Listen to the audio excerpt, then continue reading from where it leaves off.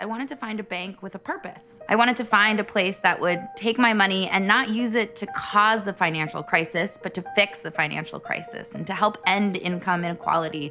The people that we employ are usually clients right off the streets. They don't have an account, but Amalgamated is willing to get that started for them. Their reputation of supporting the working man, I think, speaks for itself. This is a bank that cares for their customers, and I appreciate that. We were able to access a construction loan through the bank's programs, and that loan has helped us house 28 families in the community. Amalgamated is a bank that was started for and about working people. Many of our customers have a deep commitment to advocating for social and economic justice. We share that commitment, and we're not afraid to stand up and say that we need to change some of the way that the country does business.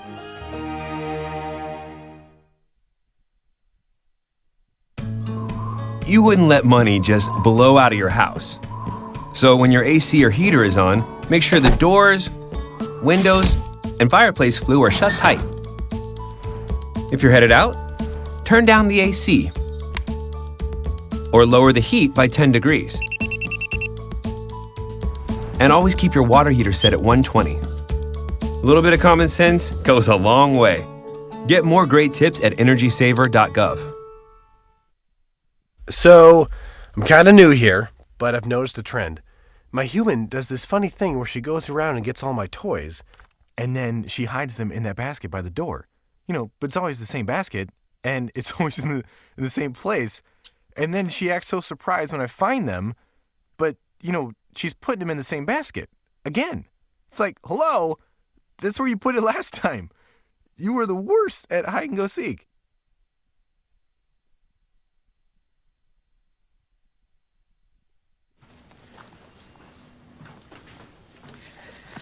All right, I know this isn't any fun to talk about, but we should. Okay, so who's gonna do what? I'll pack the dead batteries. Great. I'll only put what I don't need into a duffel bag. Perfect. That's totally unhelpful. No problem. Meanwhile, I will try to comfort everyone by speaking in a calm voice. And I'll try to get the generator going without any gas. Oh, let's not forget the cell phones, which probably won't work. Right. And who is going to handle supplies? I can forget to do a list for us. Thanks, pal. Well, I think we couldn't be any less prepared. I'm proud of you guys. Talk to your kids about who to call, where to meet, what to pack. Visit ready.gov/kids for tips and information.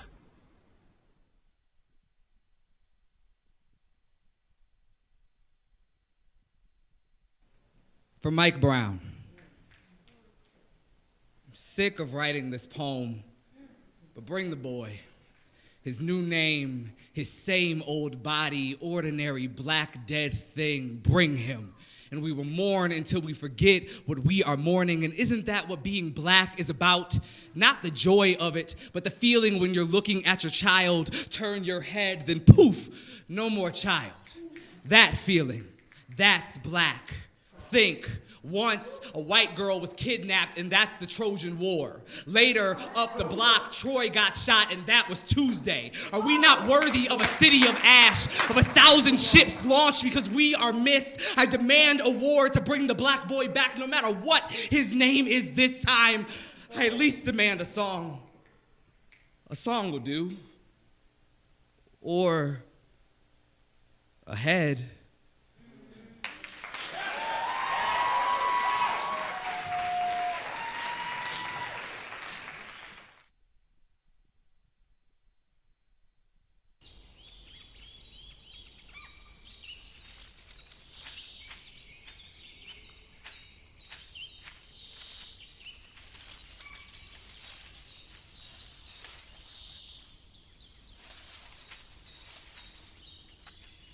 At Earth Justice, we defend the environment in the courtroom.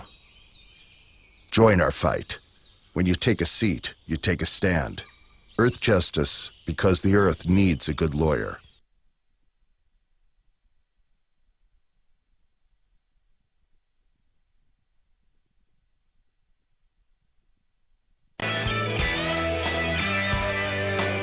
All right, here we go. The morning after the Oscars. Whoa, and the first Monday after the South Carolina primary and the day before Super Tuesday. Man, everything is crashing down at once. Hello, everybody. Welcome to the Bill Press Show here on Monday, February 29. Yeah, it is leap year. How about it? We got that extra day this year. Good to see you. Hope you had a great weekend. Maybe went out and saw a movie or watched the Oscars last night or whatever. Follow the big political news on Saturday.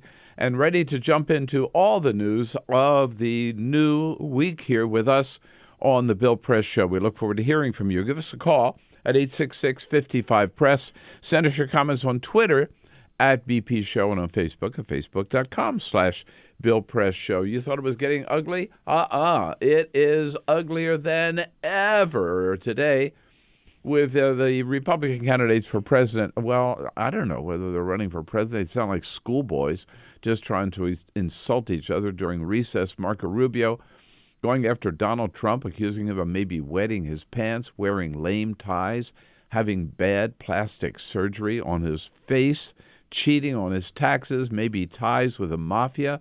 Holy mackerel. And, of course, Donald Trump striking back as well, and Ted Cruz insulting both of them. Hardly worthy of a candidate campaign for president of the United States. Meanwhile, on the Democratic side, Hillary Clinton crushing Bernie Sanders in South Carolina by over 50 points on Saturday. And now they roll on to Super Tuesday tomorrow with a total of 889 delegates at stake. And it looks like Bernie Sanders could win or come very close to winning in 5 states: Vermont, Colorado, Massachusetts, Minnesota, and Oklahoma. All of that we'll talk about and look forward to hearing from you right here on this leap year edition of the Bill Press Show.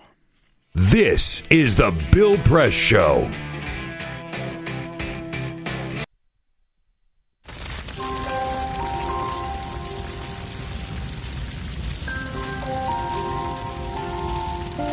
A single ember that escapes from a wildfire can travel more than a mile.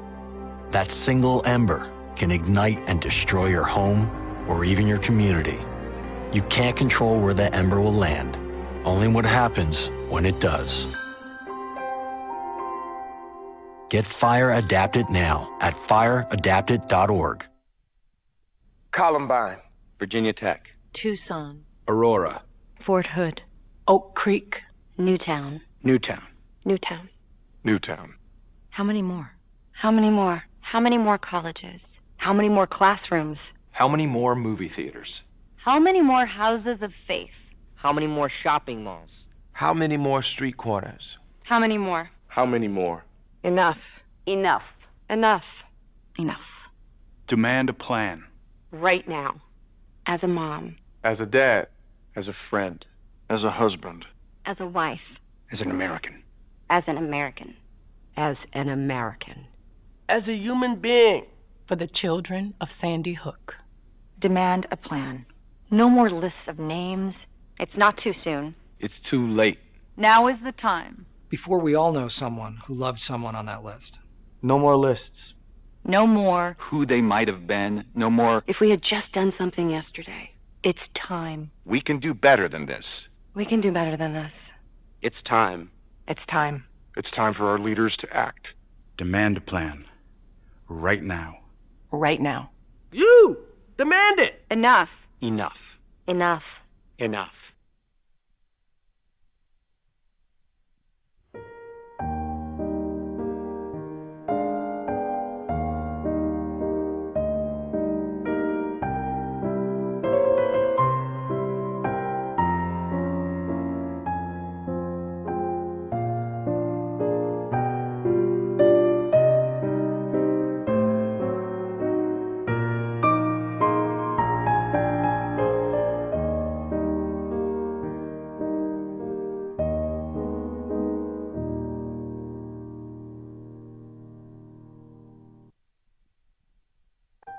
I wanted to find a bank with a purpose. I wanted to find a place that would take my money and not use it to cause the financial crisis, but to fix the financial crisis and to help end income inequality. The people that we employ are usually clients right off the streets. They don't have an account, but Amalgamated is willing to get that started for them. Their reputation supporting the working man, I think, speaks for itself. This is a bank that cares for their customers, and I appreciate that. We were able to access a construction loan through the bank's programs, and that loan has helped us house 28 families in the community. Amalgamated is a bank that was started for and about working people. Many of our customers have a deep commitment to advocating for social and economic justice. We share that commitment, and we're not afraid to stand up and say that we need to change some of the way that the country does business.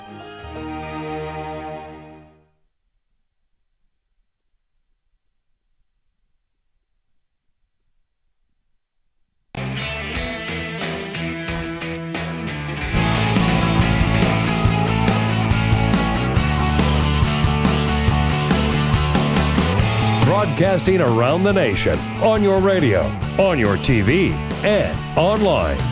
This is The Bill Press Show.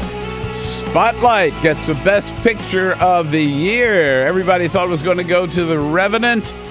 Good choice. Great movie. Hello, everybody. What do you say? It is, this is a leap year. Well, this is it. This is the day, the extra day that we get. Monday, February 29. How about it? So good to see you out there in the radio land. So good to see you on TV. So good to be with you here this Monday, February 29. The Bill Press Show. Coming to you live from Washington, D.C., our studio right here on Capitol Hill, and booming out to you coast to coast on your local progressive talk radio station, on Free Speech TV, and on TawkrTV.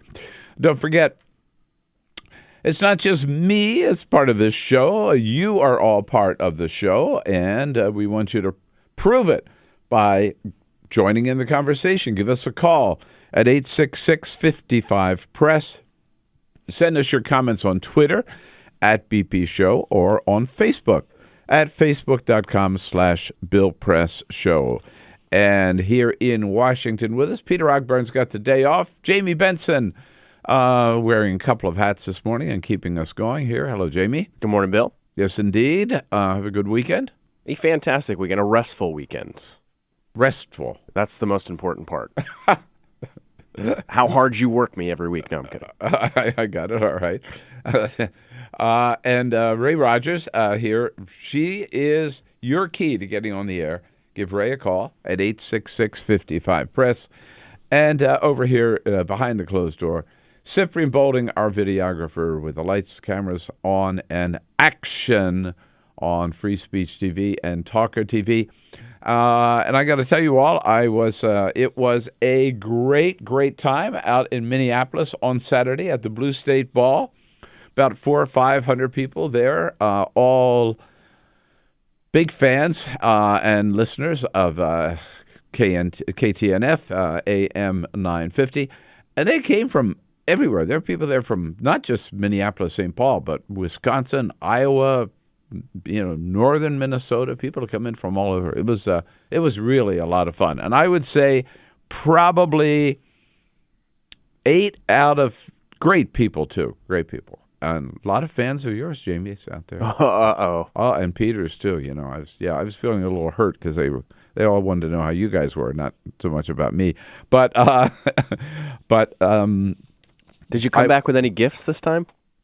Last time you went on one of these big trips, you brought back something in a pill bottle. I did not get any. No, in case you forgot. I did not get any weed this time. Yeah. Now I want to know why. Yeah, come to think of it, but. I would say probably 8 out of 10 people there were Bernie Sanders supporters. Yeah, that's great. You could really, really feel the burn in that room out there. It was a great event. It's a great station, great people, great town. Just love it. Had a really, really good time.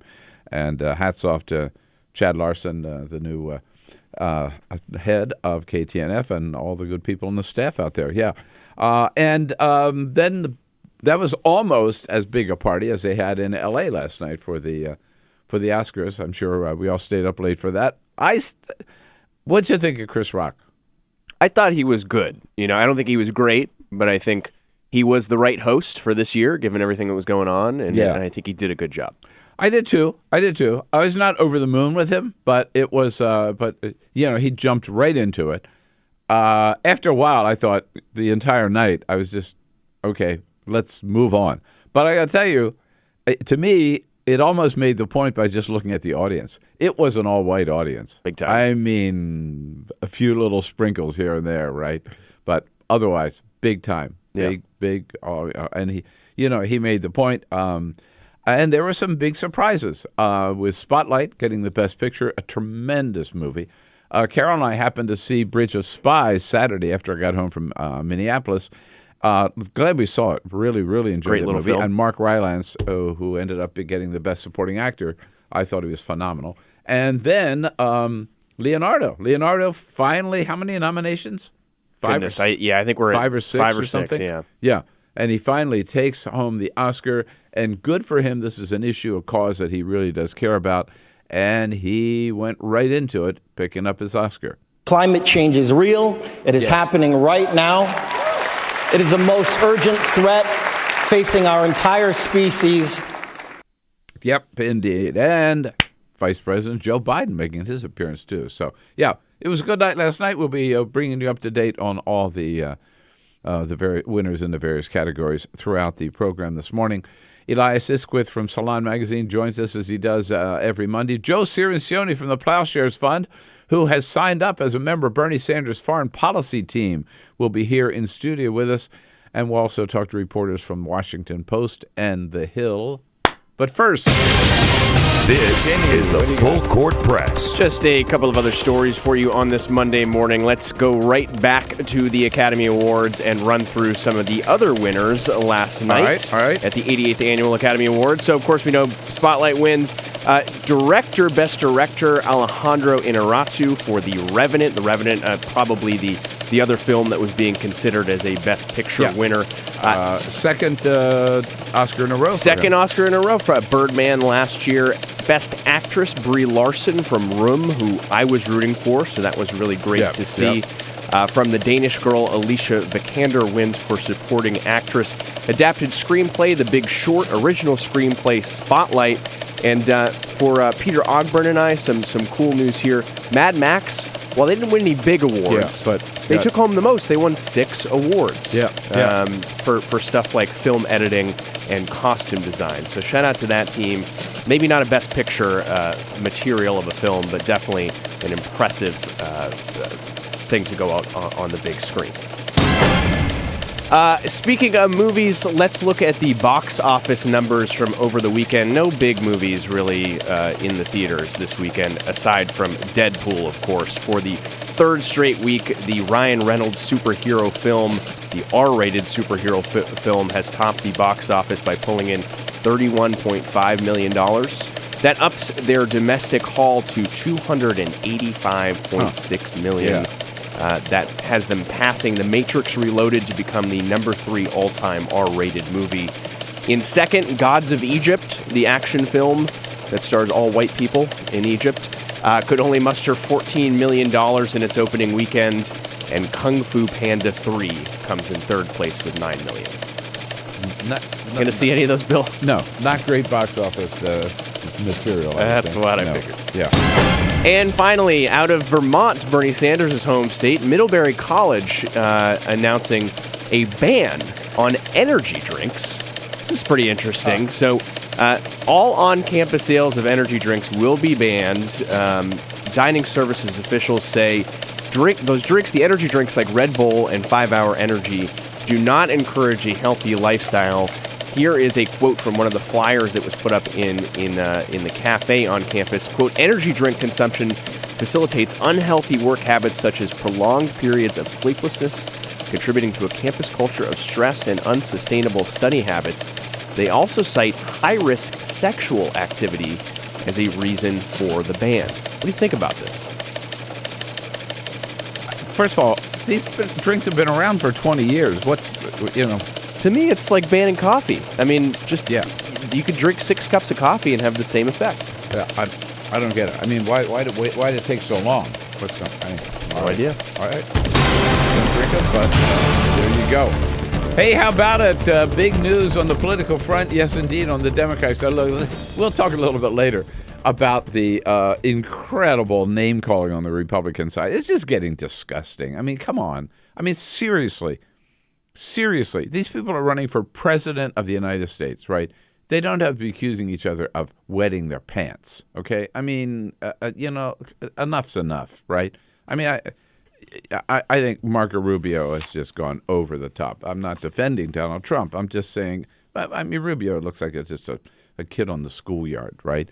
Who thinks he's big time because he can say all these big words, most of which he doesn't even know what they mean. But let's talk about the Democratic side for a while, because at least there's a contest, a civil contest between two great candidates talking about the issues. And, of course, the big news is South Carolina.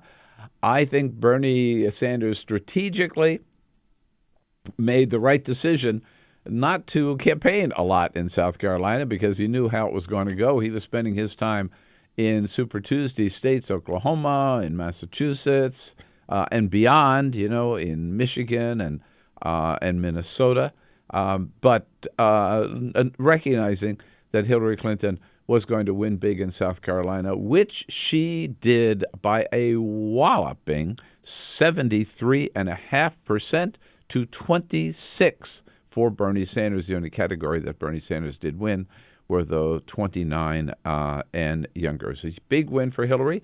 It does. Some people say, well, it doesn't matter because, South Carolina is a red state. So in November, there's no way they're going to vote for the Democrat anyhow. So no, I don't agree with that. And, I'm a Bernie supporter, but it was good win for Hillary, a big win for Hillary.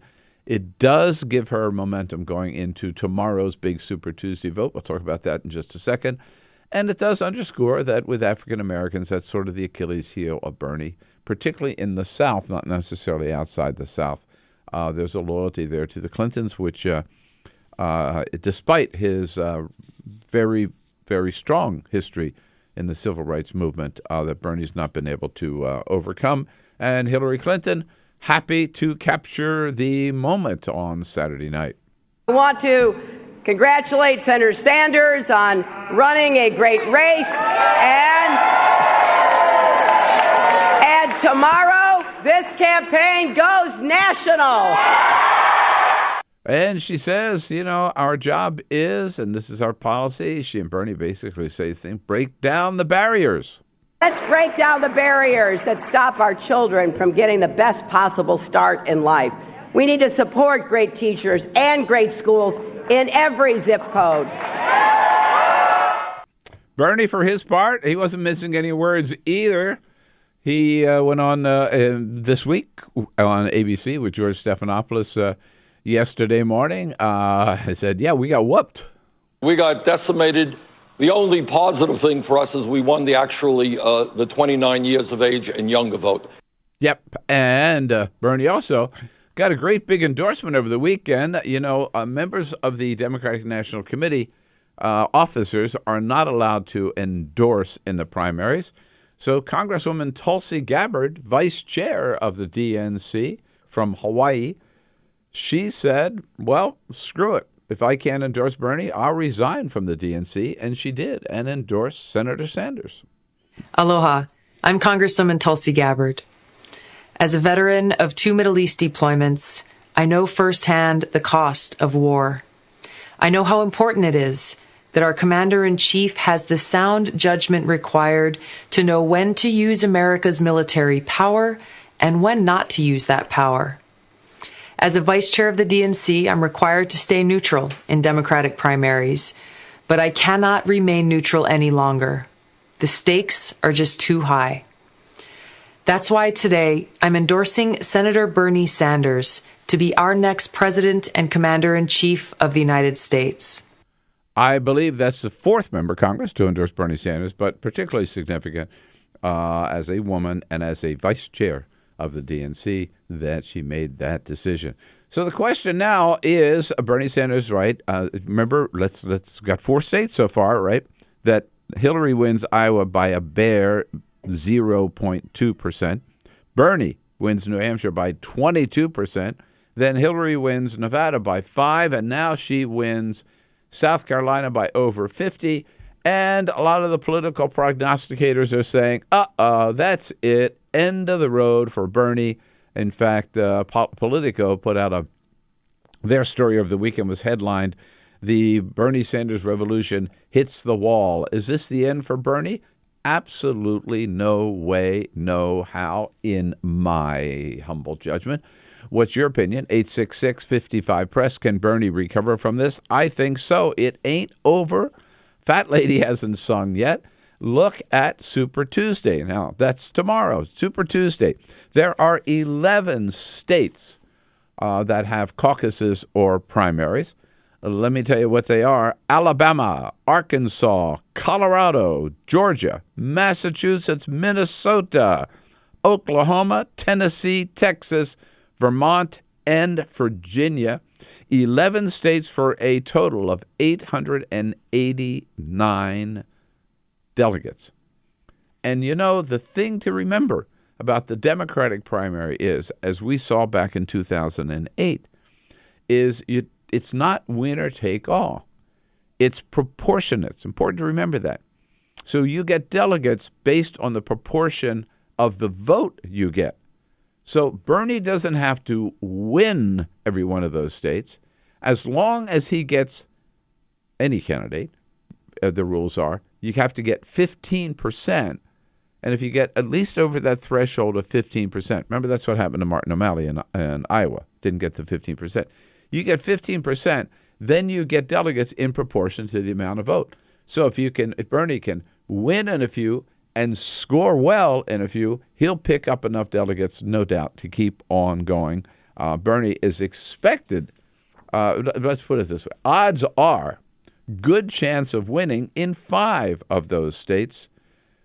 From it's Colorado, Massachusetts, Minnesota, Oklahoma, and Vermont, for a total of 288 delegates. So this isn't over, folks. It's going to roll on. What do you think? Think it's over for Bernie? Can Bernie bounce back tomorrow? 866-55-PRESS. Let's talk about it right here on Monday, February 29. Your place to talk about the 2016 election. This is the Bill Press Show.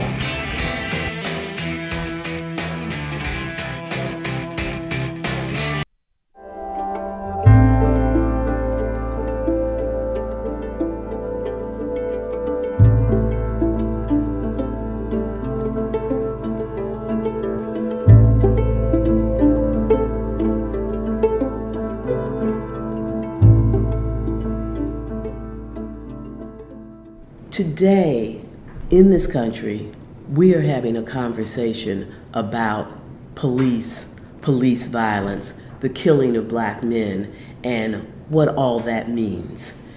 It is sad that this is happening and that every day there's a new incident to cause us to keep thinking about it and talking about it. But it is extraordinary that the American people are having to deal with this every day, whether you're watching CNN or MSNBC, Fox, or ABC News.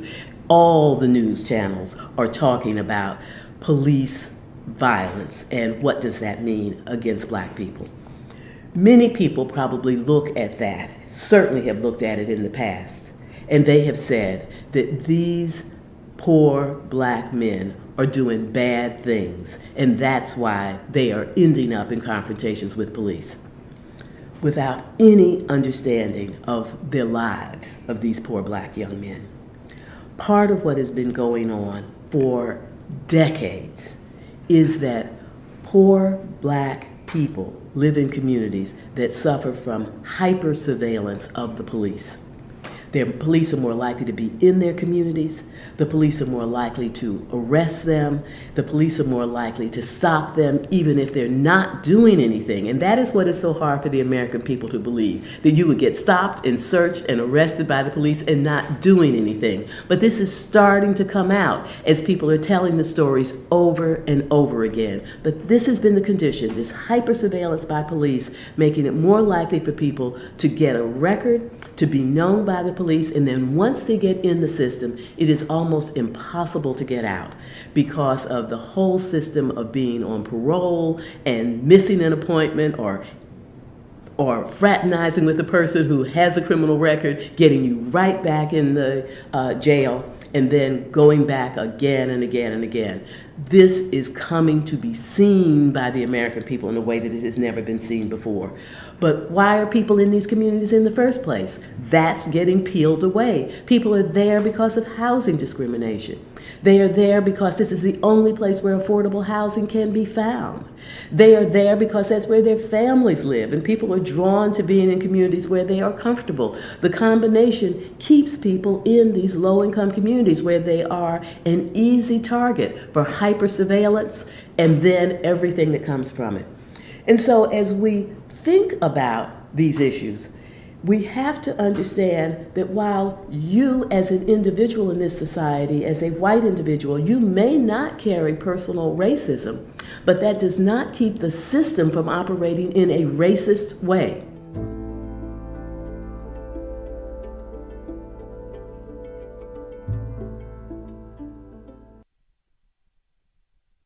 I grew up in the housing projects of Cleveland.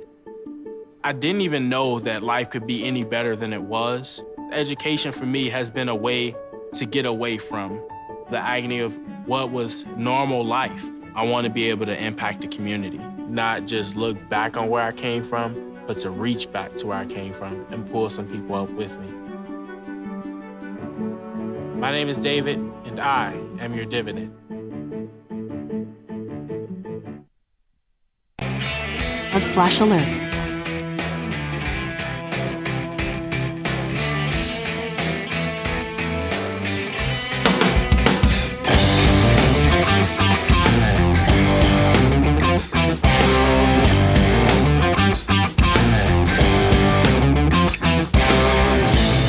This is the Bill Press Show. All right, 27 minutes after the hour. Yes, indeed.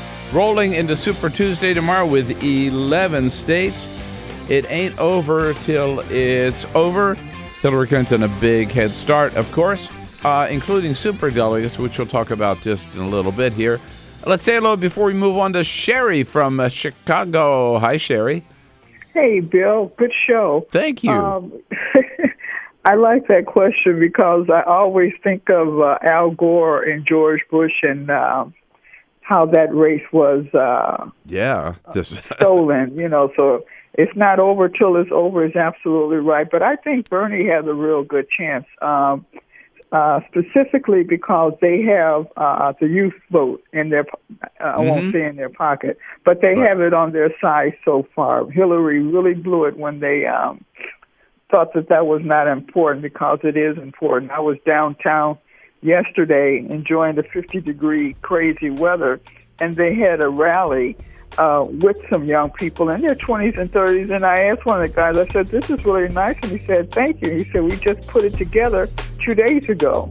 No kidding. Wow. No, we have seen that. I will tell you, and I saw that in Minnesota, in Minneapolis over the weekend, too. The young people just so excited about Bernie. It's really fun. This is the Bill Press Show.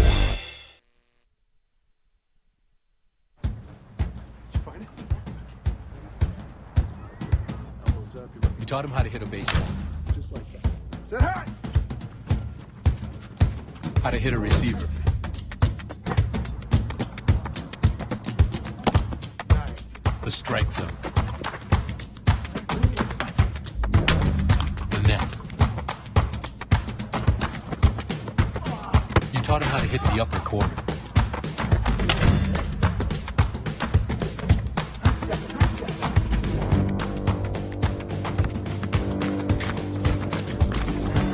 You even taught him how to hit the open man. But how much time have you spent teaching him what not to hit?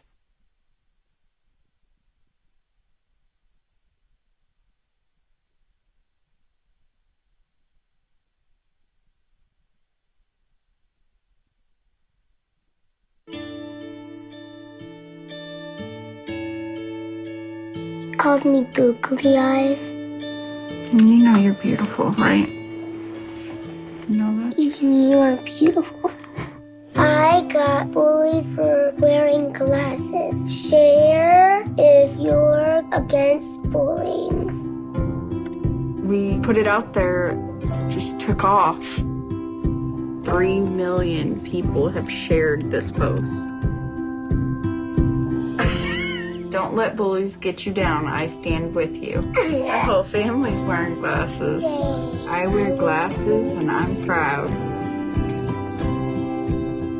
I even have the army on my team. All the kind comments brought my child joy. I don't feel thank you is enough.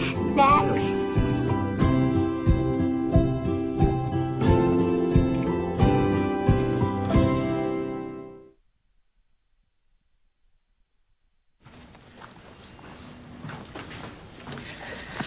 All right. I know this isn't any fun to talk about, but we should. Okay. So who's going to do what? I'll pack the dead batteries. Great. I'll only put what I don't need into a duffel bag. Perfect. That's totally unhelpful. No problem. Meanwhile, I will try to comfort everyone by speaking in a calm voice. And I'll try to get the generator going without any gas. Oh, let's not forget the cell phones, which probably won't work. Right. And who is going to handle supplies? I can forget to do a list for us. Thanks, pal. Well, I think we couldn't be any less prepared. I'm proud of you guys. Talk to your kids about who to call, where to meet, what to pack. Visit ready.gov/kids for tips and information.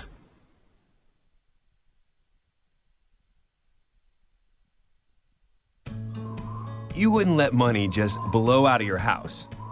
So when your AC or heater is on, make sure the doors, windows, and fireplace flue are shut tight. If you're headed out, turn down the AC or lower the heat by 10 degrees. And always keep your water heater set at 120. A little bit of common sense goes a long way. Get more great tips at energysaver.gov.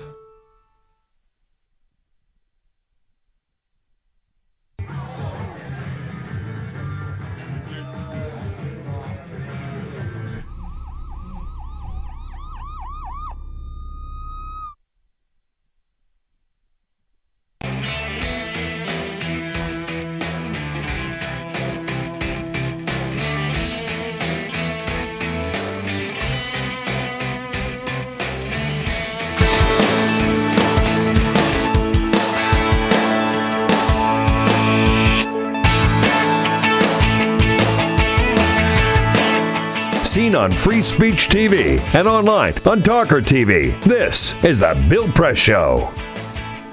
33 minutes after the hour now. Yes, indeed, talking about what comes ahead here. And sort of, I have to tell you, the media kind of always gets it wrong, right? After Bernie won New Hampshire by 22 points, a lot of the reporters were saying, oh, that's it. The wheels have come off the Hillary Clinton wagon. It's all over for her. She can't recover. Well, they were wrong. And then after South Carolina Saturday, people say, oh, that's it. Now that's the end of the road for Bernie. They're wrong, too. All right. The point is, they're both in it for the long haul. By the way, just a quick timeout. Here's one thing the media did get right. The Washington Post over the weekend. Their bestseller list, number 7 on the bestseller list. Hey. Buyer's remorse. Here it is. All right. Big time. So don't be the only one on your block not to have a signed copy. You can get it at your bookstore. You can get it on Amazon.com or BarnesandNoble.com. Also get your signed copy. Go to BillPressShow.com. Buyer's remorse. How Obama Let Progressives Down. Yes, this is the book that Bernie did a blurb for.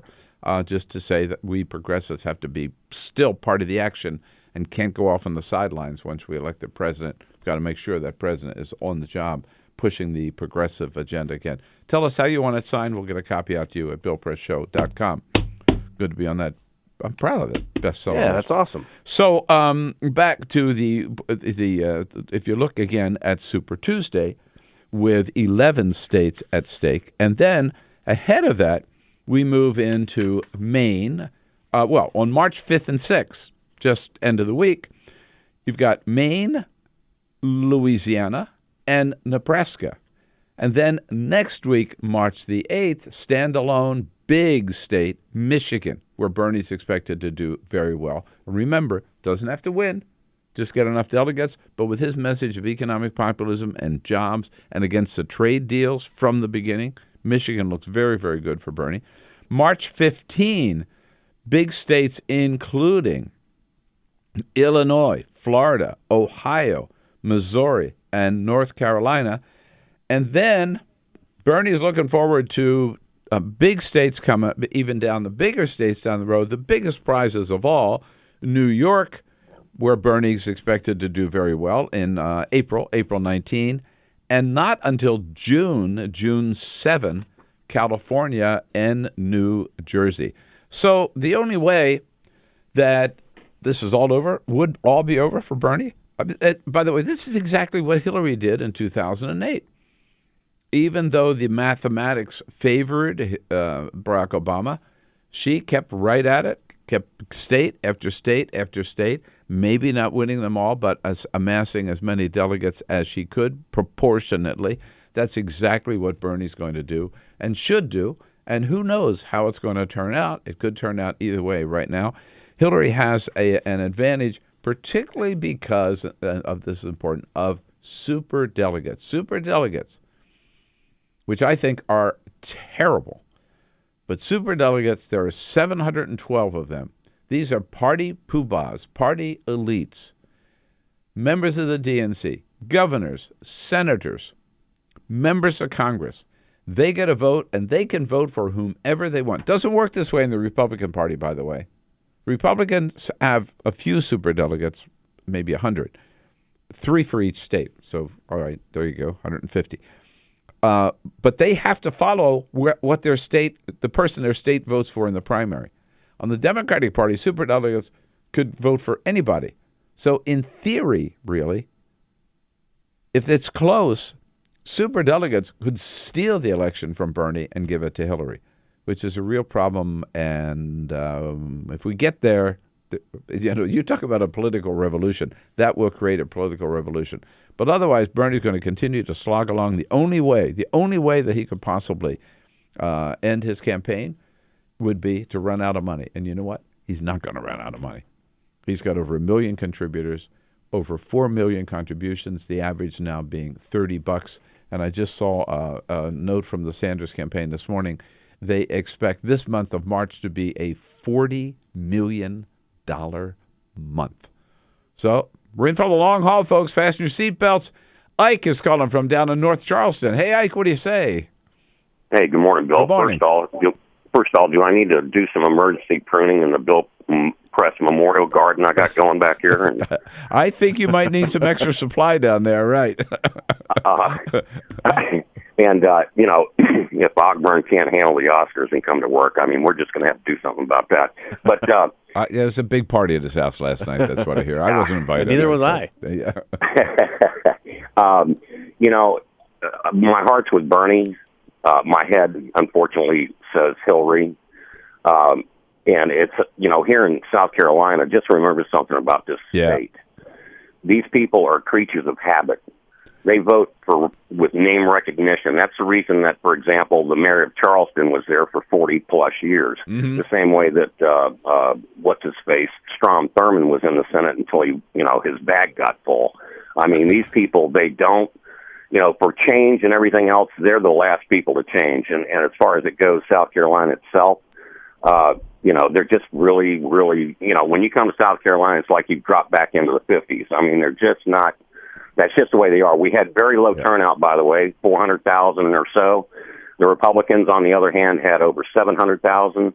And all I can say to the Democrats out there is, we can fight amongst each other, whether you're going to go with Hillary or Bernie, but we don't need to get mean and divisive about it, because at the end of the day, just remember something. SCOTUS is on the line, and don't forget, more importantly, Don't forget about Congress and the Senate, because whoever we put in there, we've got to have it all. So get up and let's get to work and get it done. Hey, great message. Like, absolutely. And by the way, I keep hearing people say and a couple of people made this point Saturday night in Minneapolis. We got to be careful of this civil war. There's no civil war in the Democratic primary. I think this Democratic primary has been hard fought, but well fought, and fought on the issues. You hear Bernie Sanders and Hillary Clinton talk the debate. Yeah, they get into it on the issues, whether or not Bernie Sanders is a single issue candidate, whether he's too tough on Wall Street,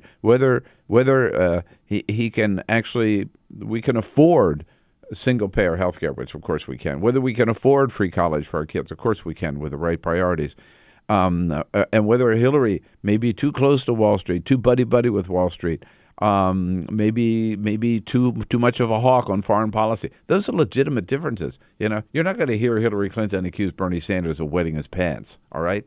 Cheryl, calling from Mount Pulaski, Illinois. Hi, Cheryl.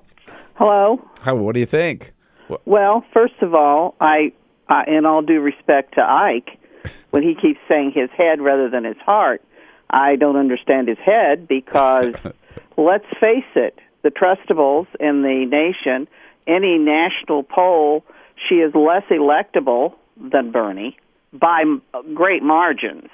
And if they do not believe the transcripts will be leaked by the time we are in a general election of the $675,000 talks, these people are not using their head. But aside from that, that's a good point, though. Those transcripts are going to come out for sure. And they should come out in deference to the Democrats, should have the chance to judge those now, right now, because she says, her trustables, I'm on the record. No, the real record is what you say, not what you say you said, but what you actually said. But aside from that, as a Bernie supporter, not only do I not give up, I went in and gave him $50 on Saturday night. And you know what? I don't have a lot of money, but my next time I get my little stipend, I'll hit Bernie again, because I do believe that even though the people of color have decided that the people that created their barriers are the ones they want to go with, the guy that stood with them and went to jail for them wants to erase the financial barriers, and we all know that the money you make in your home is the real barrier for your quality of life. So I just encourage all Democrats, even if it's $5, go in and hit Bernie again as soon as you can. All right, Cheryl, I appreciate the call, and a lot of people are doing that, and that's the strength of the Bernie campaign, by the way, is, again, average contribution now is he kept saying $27. I saw this morning on his website $30, but these are people that just keep giving little amounts, what they can, $5, $10 here, or whatever, and that's going to keep Bernie going. Quick, let's say hello to Mim up in Stony Brook, New York. Hi, Mim. Hi, Bill. How are you? Listen, I am so thrilled about Tulsi Gabbard. Yes, I isn't had that a feeling she might do that when I heard her speak about being angry that they weren't having more debates. But what I think the pundits and the media is missing is more young people are coming into the system to vote that have never voted before. And they're not even counting that. They're saying, oh, he only got the young votes in South Carolina. But you watch, in each state, that number is rising. Oh, yeah. Bernie got 83% of the young vote in Nevada, right? It's like Obama not that he's as great a candidate and all of that as Barack Obama, but Obama got the young people as well, and that's what drove him to victory in 2008, Mim. Well, I know it because I'm a retired professor of English, and I know that my students were not voting, and I got them to register. Mm-hmm. I made them register. I brought in registration forms. I brought in stamps. I made them go to the mailbox with me, and I would walk down the hall, and they would say to me, I'm registered. I'm going to vote. They were excited. Yeah, good for you. Well, they're really getting excited about Bernie. It is great.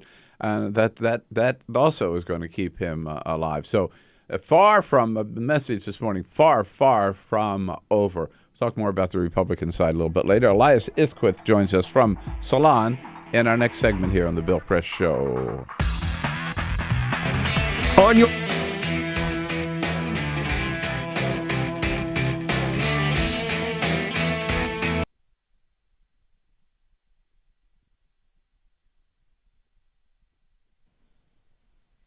A letter to the girl I used to be.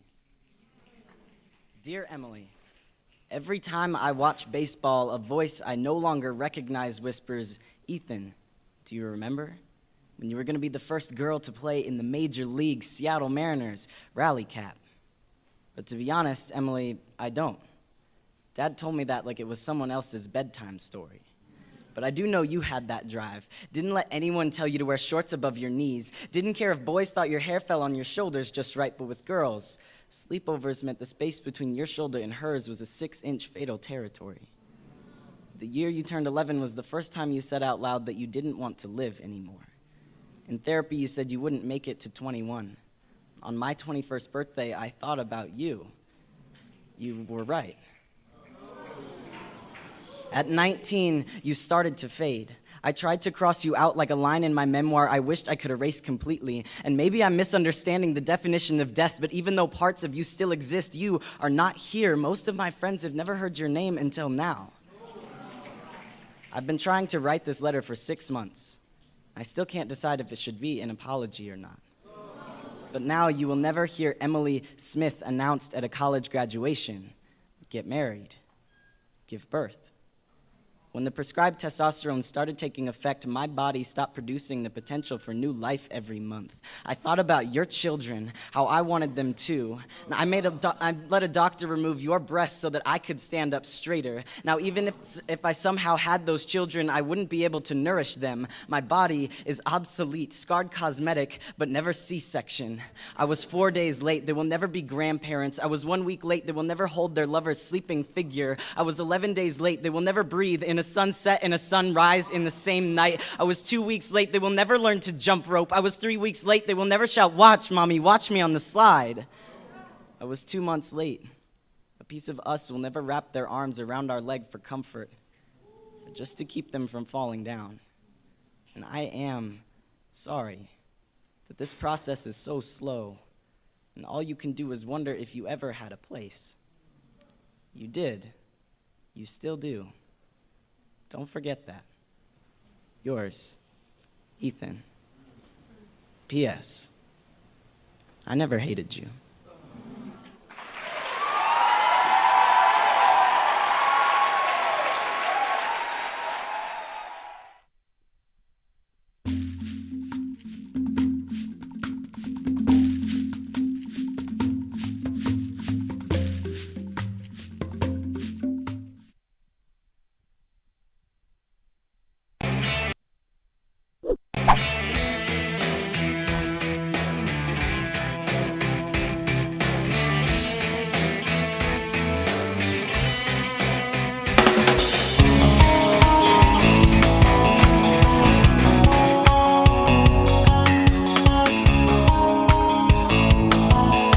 Help keep all the presidential candidates straight with your progressive headquarters for the 2016 election. This is The Bill Press Show.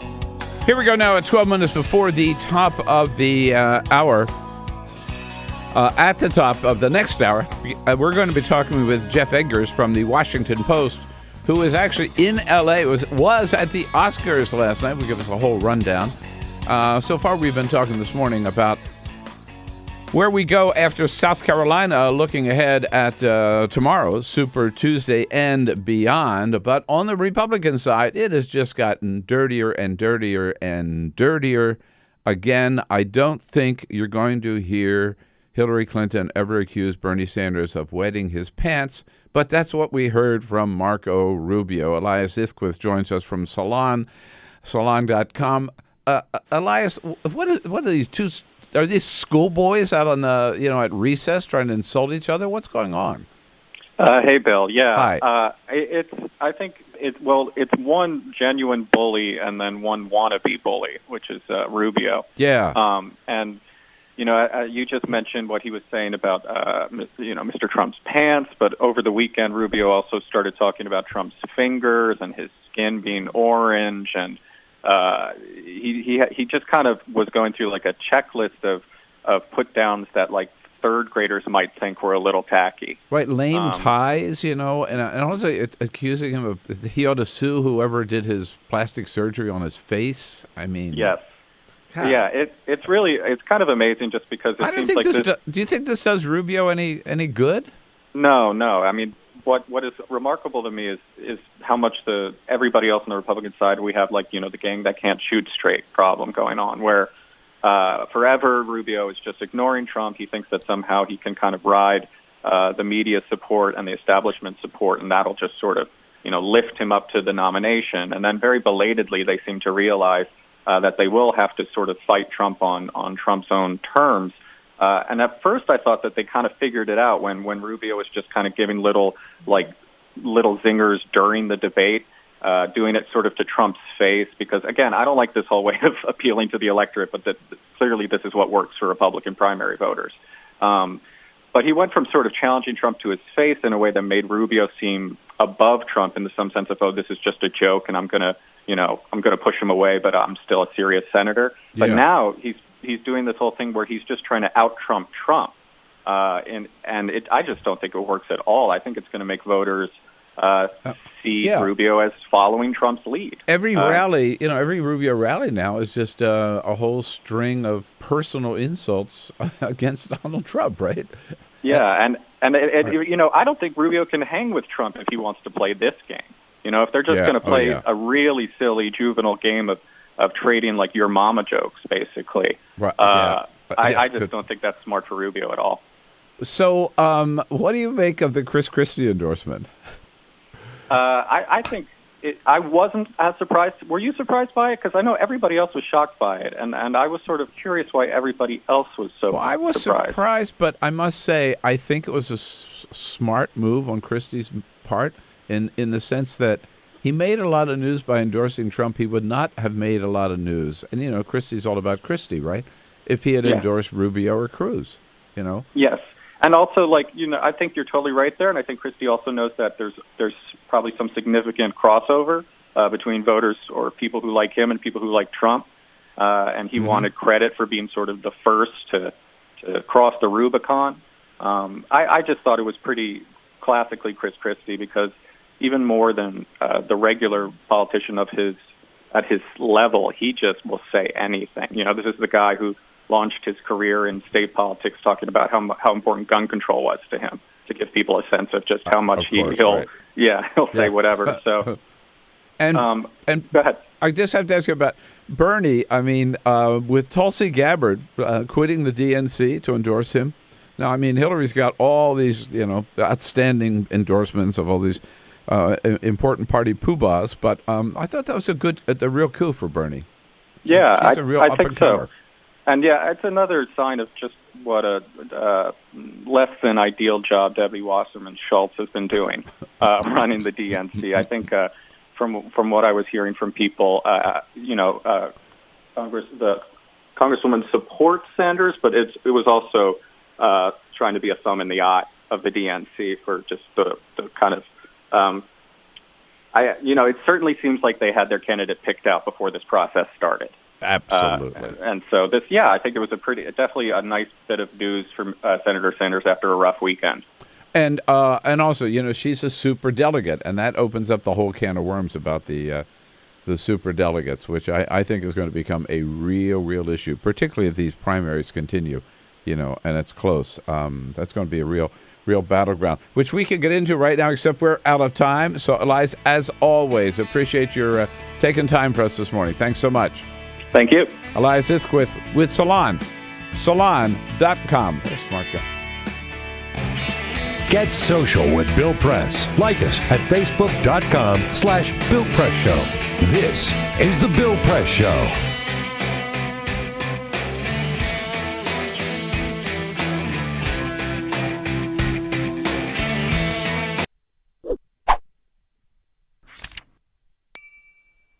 So you're drowning in student debt, and it looks like there's no way out. Have you considered bankruptcy? Of course not. It's a dirty word, and everything you've heard says students can't file anyway. It didn't start that way. Bankruptcy laws were enacted in the 19th century to give people a fresh start. But not all debt is created equal. Take this, for example. We have you, your buddy Carlos, and your grandma Lucy. Carlos got laid off. His credit card debt was too much to handle, so he filed for bankruptcy. Will totally screw his credit, but at least he can start fresh, and after 10 years, his credit report should be fine. Grandma Lucy's home lost half its value. Now her mortgage isn't worth paying back. She says F it and decides to file for bankruptcy too. Then there's you. You didn't land that dream job, you're struggling to make ends meet, but the interest just keeps piling up. With a broken heart, you've written off the possibility of buying a home, having kids, and getting married because, hello, who wants to deal with your crazy baggage? But in reality, you want those things, and your education was supposed to get you there. Now you need a fresh start, just what bankruptcy was intended for. You try to file, like Carlos and Grandma Lucy, and that's when you realize it's not as easy for you as it was for them.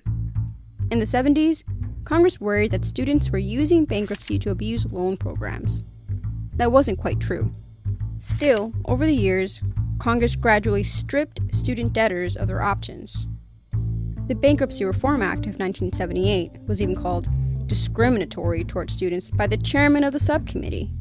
Student debt was singled out and lumped with criminal debts. Today, if student debtors try filing for bankruptcy anyway, they'll need to prove their debt imposes an undue hardship. But who's to say what qualifies as an undue hardship? Even some judges have said they don't get it. This lack of clarity in the law could work in your favor. A Harvard researcher discovered in 2012 that few students actually try to discharge their loans through bankruptcy.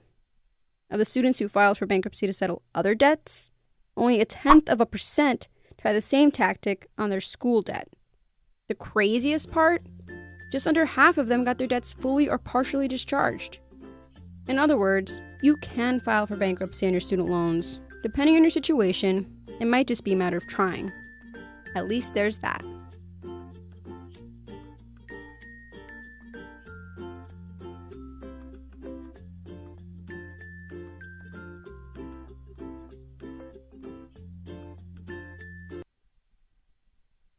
The average text takes your eyes off the road for nearly 5 seconds. At highway speeds, that's enough time to travel the length of a football field.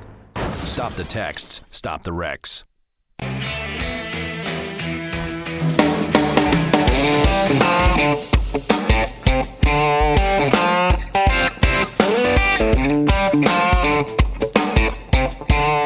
This is the Bill Press Show.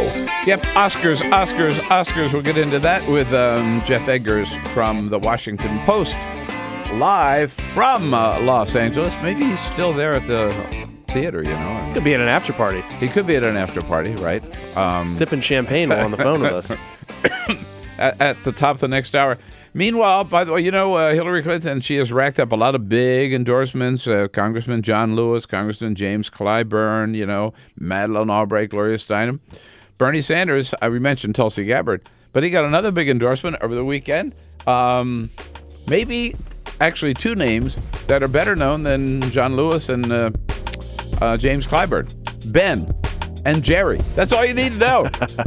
Ben Cohen, who's been in studio with us, and Jerry, never hear from him, but Jerry Greenfield over the weekend came out and said, it's not just Ben, I'm for Bernie too. Ben and Jerry. Now that's an endorsement. This is the Bill Press Show.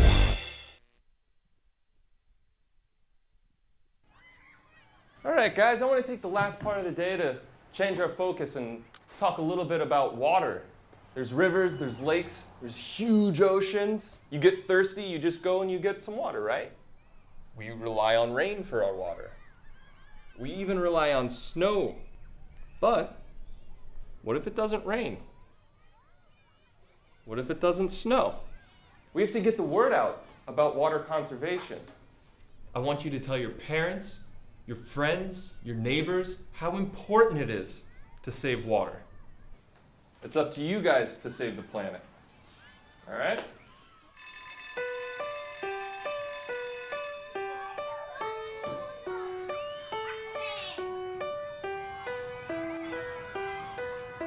What if it doesn't rain?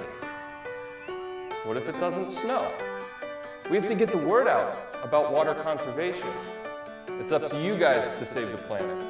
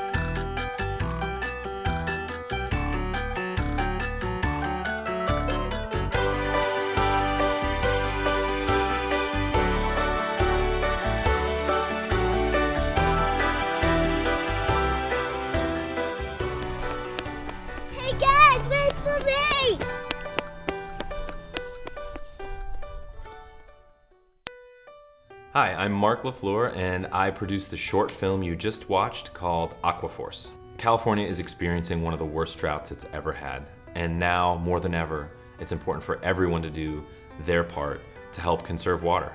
The reason I made this film is because I wanted to make something fun and informative that would get people talking about the California drought. Obviously, this is an important issue because we have a limited amount of clean drinking water. I think it was very important to let people know, especially young people, that this is an important resource, maybe our most important resource, and it's something that we can't take for granted and we certainly can't waste. I really wanted this to be something that children would respond to.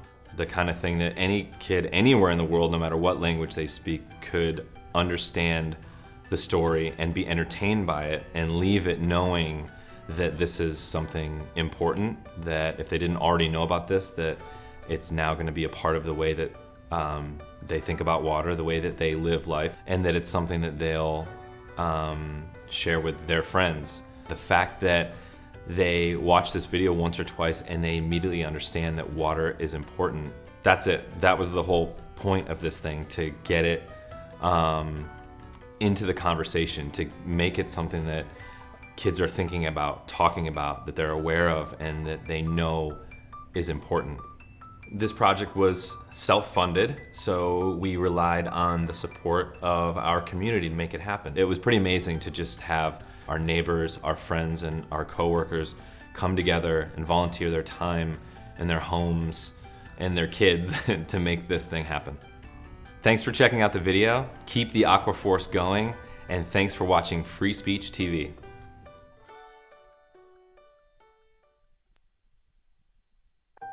I wanted to find a bank with a purpose. I wanted to find a place that would take my money and not use it to cause the financial crisis, but to fix the financial crisis and to help end income inequality. The people that we employ are usually clients right off the streets. They don't have an account, but Amalgamated is willing to get that started for them. Their reputation supporting the working man, I think, speaks for itself. This is a bank that cares for their customers, and I appreciate that. We were able to access a construction loan through the bank's programs, and that loan has helped us house 28 families in the community. Amalgamated is a bank that was started for and about working people. Many of our customers have a deep commitment to advocating for social and economic justice. We share that commitment, and we're not afraid to stand up and say that we need to change some of the way that the country does business.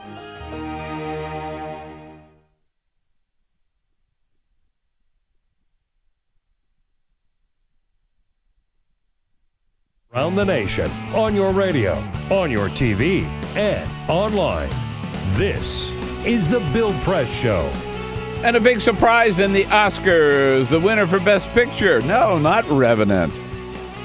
Spotlight, and well-deserved. A great movie. Great to see it get the Oscar. Hello, everybody. Monday, February 29. Here we go, the morning after. And the Monday after the big blowout in South Carolina for Hillary Clinton. Lots to talk about today. So good to see you.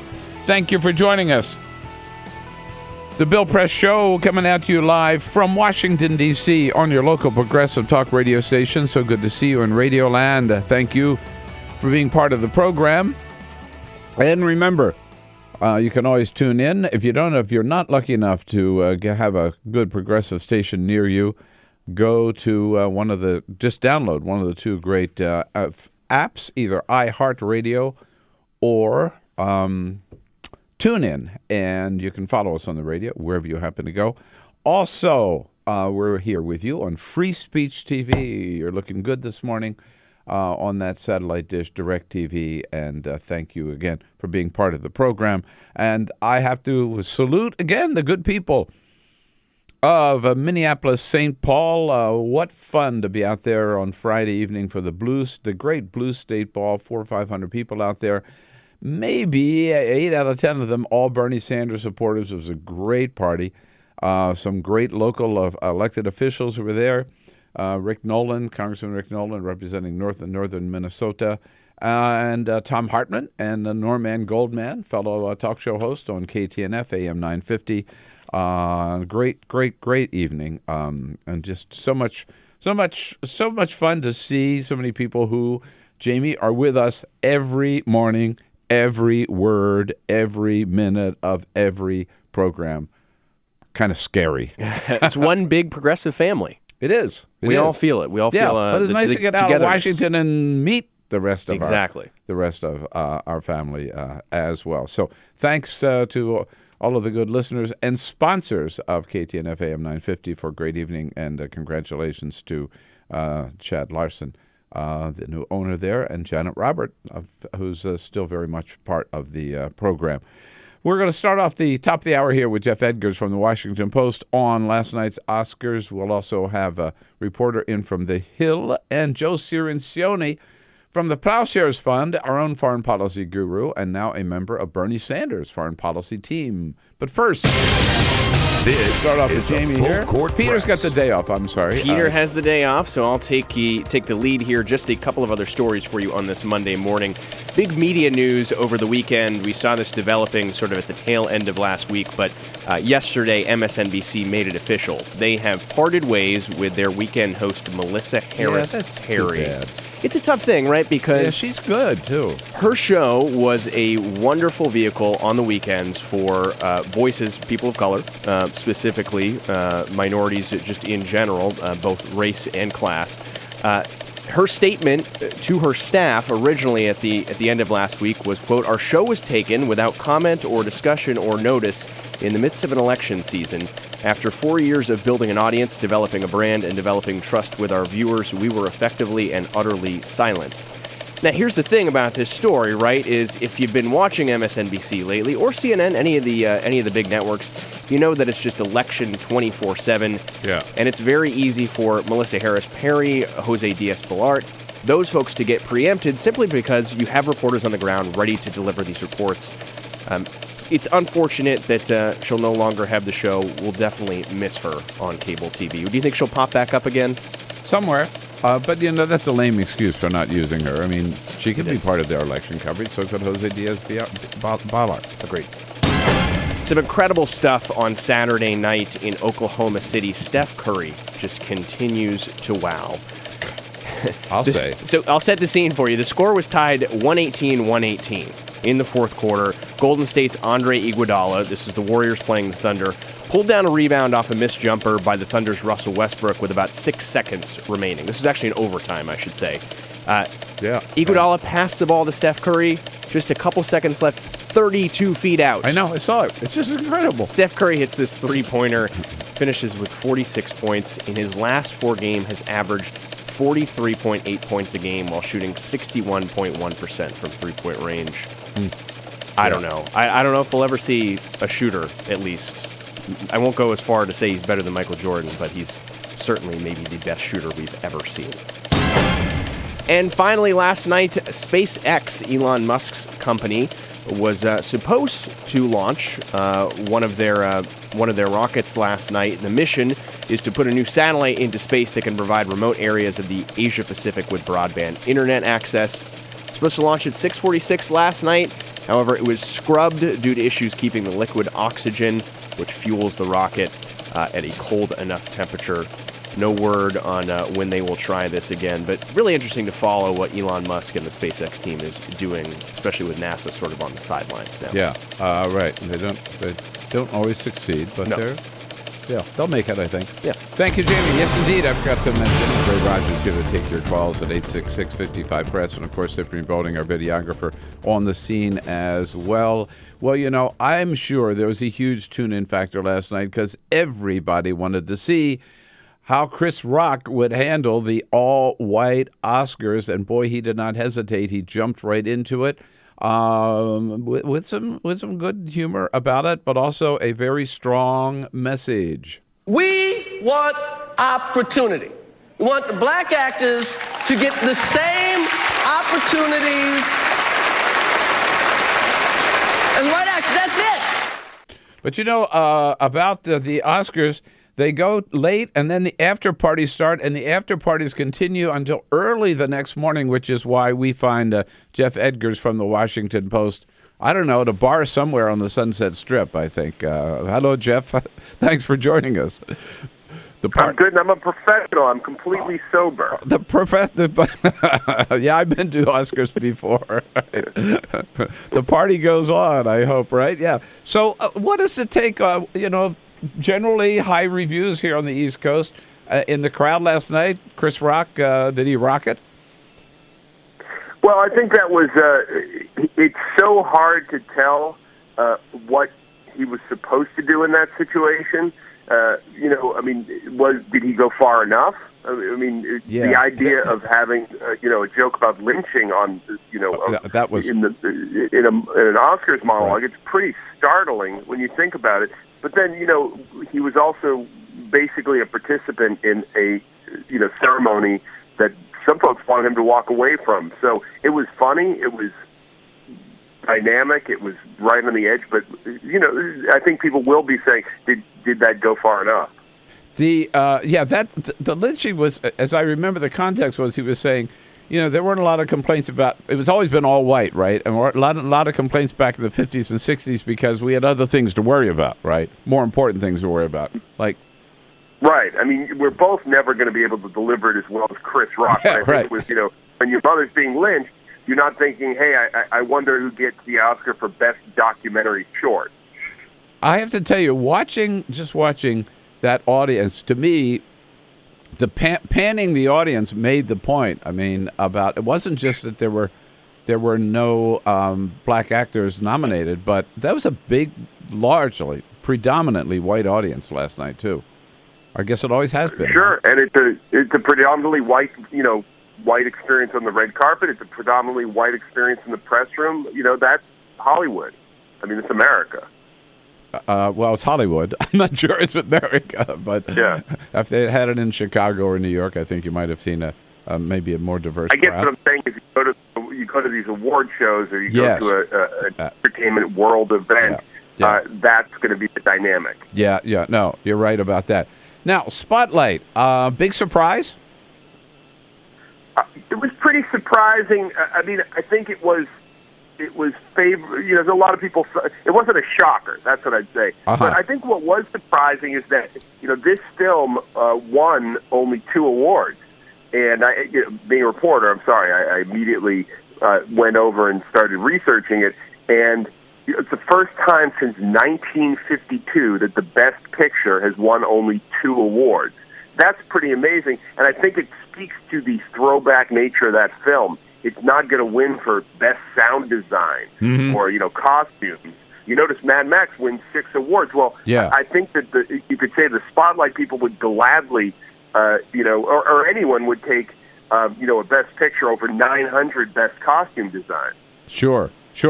Well, it won Spotlight, it won Best Picture, and it won Best Screenplay as well. Now, you used to work at the Globe, and so the people there.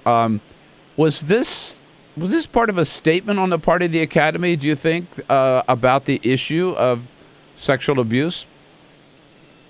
Well, I think as someone who's in newspapers, as someone who worked for that paper and now works for Marty Barron at the Post. At the Post, I'm just so glad it won because I've spent months wondering, is this movie as good as I think it is? It's an amazing movie if you've seen it. And I have. You sit there and you go, is this... Yeah. You loved it, yeah. I mean, you go, is this inside baseball? Am I just a fan of this because of that? Well, I think that what it says is that it was a great movie. Is it going to change the way that the church deals with sexual abuse? I think the original reporting was the main factor. The question is, does it say to Hollywood, hey, you don't need to have, you can make a sexy, exciting scene out of, a librarian at a newspaper going through old clips. I mean, that's the question. Is this, this thing about filmmaking? I don't know. I mean, it was a very, very special win, in so many ways. I thought it was a very, very powerful movie. The acting was tremendous, and the story is a story that has to be told, and it's like, and was finally told. I really loved it. Now, Leonardo, right? Finally, not just the bridegroom, but the bride, and takes home the prize, and with a big, strong statement about climate change. I thought I was surprised at how excited people were that Leonardo DiCaprio won. In the press room, people erupted in applause when he won. Really? When did he become an underdog? Yeah, right. Why are we rooting for poor Leo? I mean, I thought he was doing fine. I didn't know that he hadn't won an Oscar, but I also wasn't sitting around going, darn, that's one of the 9 crimes of the world. And yes, he talked about climate change, but, the question is, does he think about that when he's flying his private plane around, Good point. Who was the star of the show, Lady Gaga? I thought she, that was a great performance. I mean, I think the star of the show was, Chris Rock. Rock, I mean, that sure. was, he really, and he kept coming back, and, he was, because some of these shows, the guy does something at the beginning, and then, it moves into but he defined that show and changed it, and that's who we're going to walk away thinking about as an individual. What, I don't know, maybe it was just me.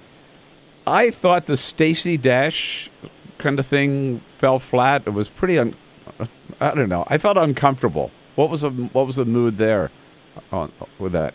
I think it's a pretty, I like it, but I tend to like things that are obscure and insidery. I'm not sure that works on, on the middle of a broadcast, reaching out to, I mean, my wife will write to me and go, what are all these tweets you're sending out? What do they mean?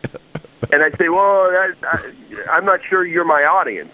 Right. There's an insidery nature of people who follow these things, and I'm sure that was delicious for them. I agree, though. It was pretty, it didn't really resonate because most people were like, well, who is that? I mean, maybe that was the idea, then, to get these people on their phones to search around and be thinking about it. So do you think when all is said and done, we're going to see any real changes in terms of diversity out of the Academy? I think that it's not going to happen from a monologue. It's going to happen from people. I mean, Chris Rock made the point really nicely. Leonardo DiCaprio gets a great film, a top-notch film every year. And, Jamie Foxx, who's an incredibly talented African-American actor, does not. Yeah. So I think it comes from people getting the gig. I thought that was one of Chris Rock's strongest points, by the way, when that flat-out statement. And by the way, you mentioned like the lynching reference. The other, I thought, really edgy thing with Chris Rock when he talked about the the memorial segment, right, of tonight's program, he said was going to be young black men shot by white cops. I maybe didn't put it that way, but that was pretty powerful too. It was. I mean, that's the thing about Chris Rock. He that's what makes him so masterful. You're sitting there and he slips something in that's so subversive and like right on the border, and somehow you don't realize it until you think about it a little bit more. He's such a master. I don't know how Chris Rock has become really our leading comedic voice, and I just remember him for being the guy on Saturday Night Live. You'd say like, he's okay. Why is he there? You know? Yeah. No, he has really stepped up, and he was the perfect host for last night, and I think it was very smart on him not to do the boycott, but to go right for it and take advantage of the opportunity. Hey, Jeff, it's great to join up with you this morning. Thanks so much for getting up so early for us, if you have been to bed at all out there in Los Angeles. Have a good trip back. We'll talk to you again soon. Thanks, Jeff. Thanks very much. It's been good talking to you, Bill.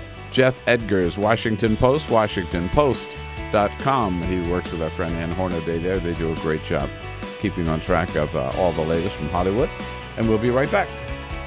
Can't catch the entire show? Listen to BP in 3, where we turn 3 hours into 3 minutes. Find it every day at BP Show on Twitter or at BillPressShow.com.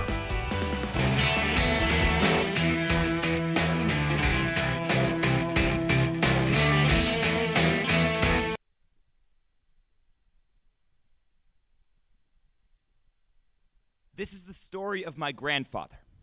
When I was 19 years old, his right hand was crushed in a printing press. He was supposed to lose the hand, but a young doctor saved it just in time for the war. This is the story of the war. My grandfather repaired tanks. Behind the front lines, away from the cameras, he would pull pieces of dead men from the machines and send the machines back out to the field. This is the story of the war a decade later. Back then, you didn't talk about depression. There was no such thing as PTSD.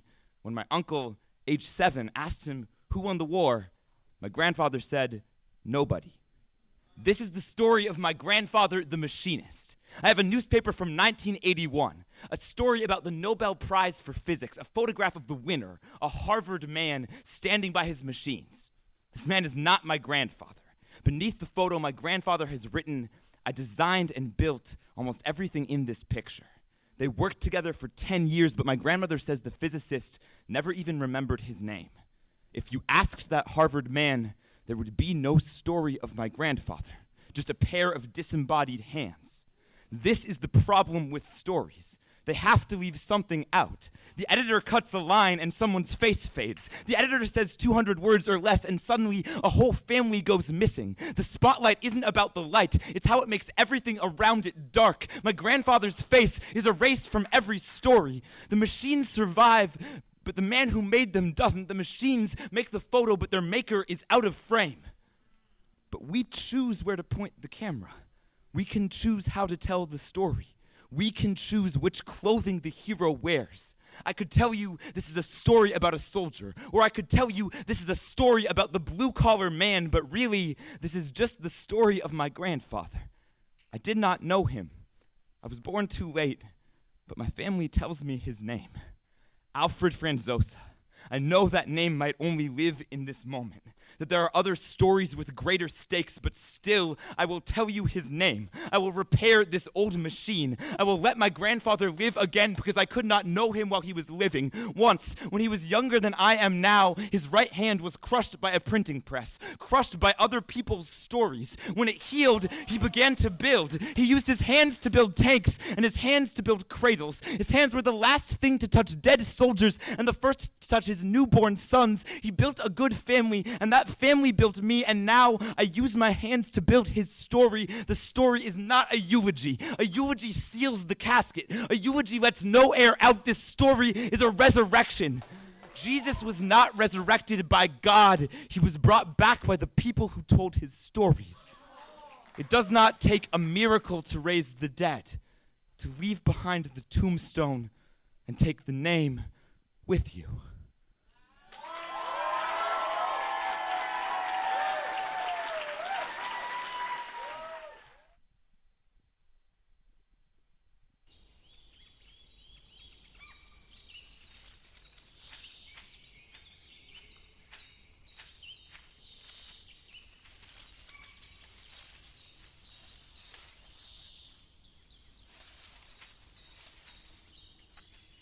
At Earth Justice, we defend the environment in the courtroom. Join our fight. When you take a seat, you take a stand. Earth Justice, because the Earth needs a good lawyer.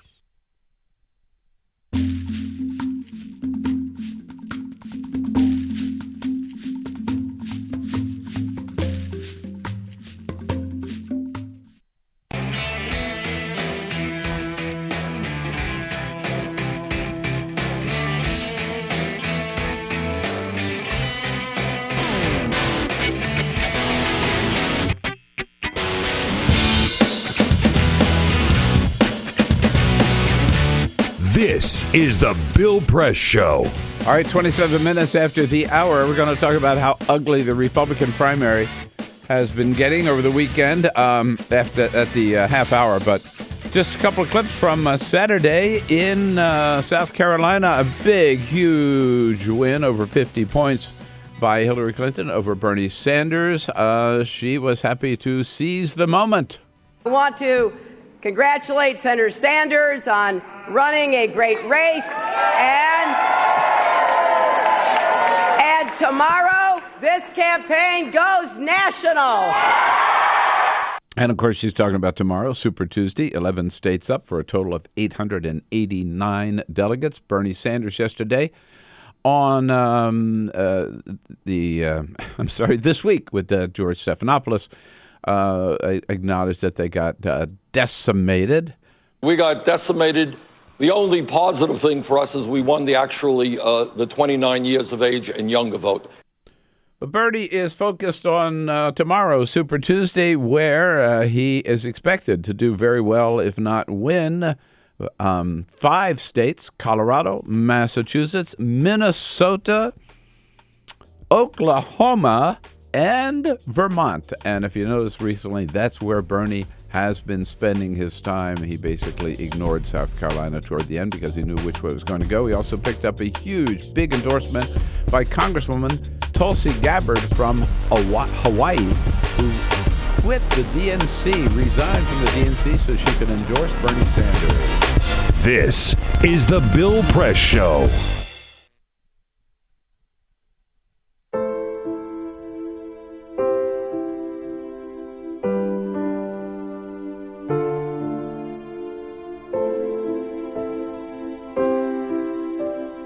I have run these canyons for 6 million years.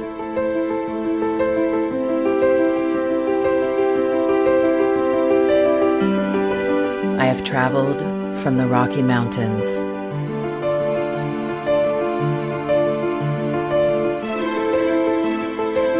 to the deserts through scorching heat and freezing cold. From the land of the dinosaurs to fields of food.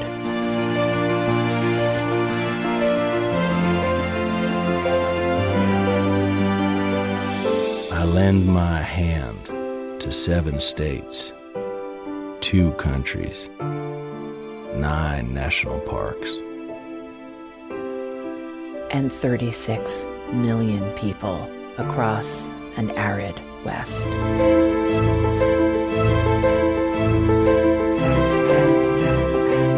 I am not the strongest or the largest, but I am the hardest working.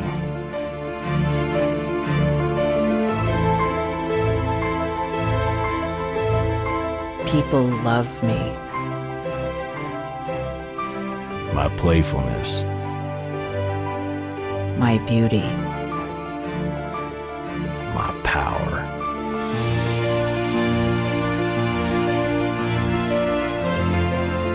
My life.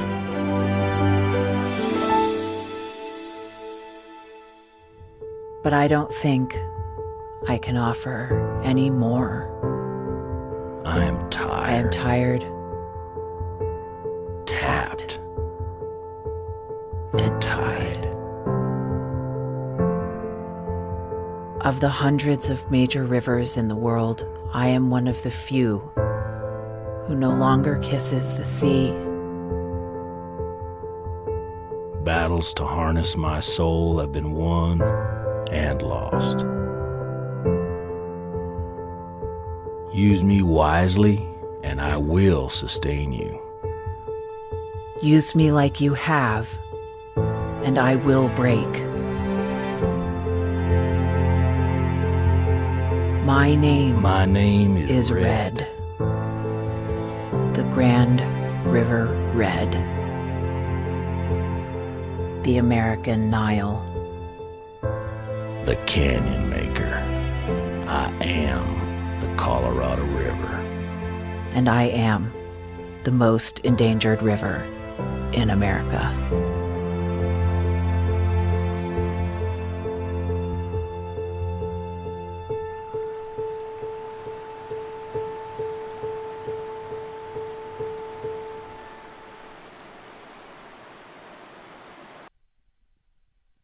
So, I'm kind of new here, but I've noticed a trend. My human does this funny thing where she goes around and gets all my toys, and then she hides them in that basket by the door. You know, but it's always the same basket, and it's always in the same place. And then she acts so surprised when I find them, but, you know, she's putting them in the same basket. Again. It's like, hello, that's where you put it last time. You were the worst at hide and go seek.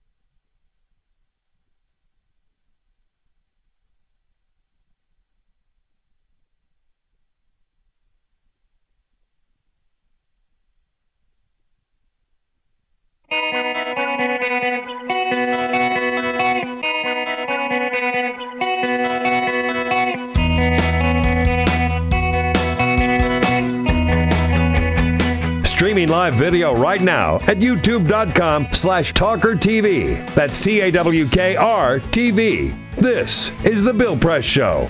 Here we go. It is the Bill Press Show. Yes, indeed, 33 minutes after the hour, coming to you live from Washington, D.C., our nation's capital, and our brand new studio, still yet unnamed. Well, Peter's not here today, so, you know, what are you going to do? We have to get around to naming the studio pretty soon here. There was some people out at the Blue State Ball had some ideas, too, so we're collecting all these ideas. I like Progressive Penthouse. You know, we're a progressive radio show. Someone also suggested. Okay, we've had Drink on the show before. The local DC juicers. Yeah. The Drink Juice Box. I'm telling you, this is creative. This is a time to be creative. That's it. Or the Burn Clinic, or the Burn. What was the Burn Ward. The Burn Ward. That was it. The Burn Ward. Yeah, a little much. I like that too. Anyway, here we are in this our beautiful studio in Washington D.C. I'm brought to you today by the International Brotherhood of Teamsters. Yes, the great members of the Teamsters Union under President Jim Hoffa. We all live better because of their good work, and you can check out their good work at teamster.org. We salute them and thank them for the support of the program. It is, I mean, to say it's getting ugly is just to state the obvious, the Republican primary. It's just getting downright nasty, embarrassing.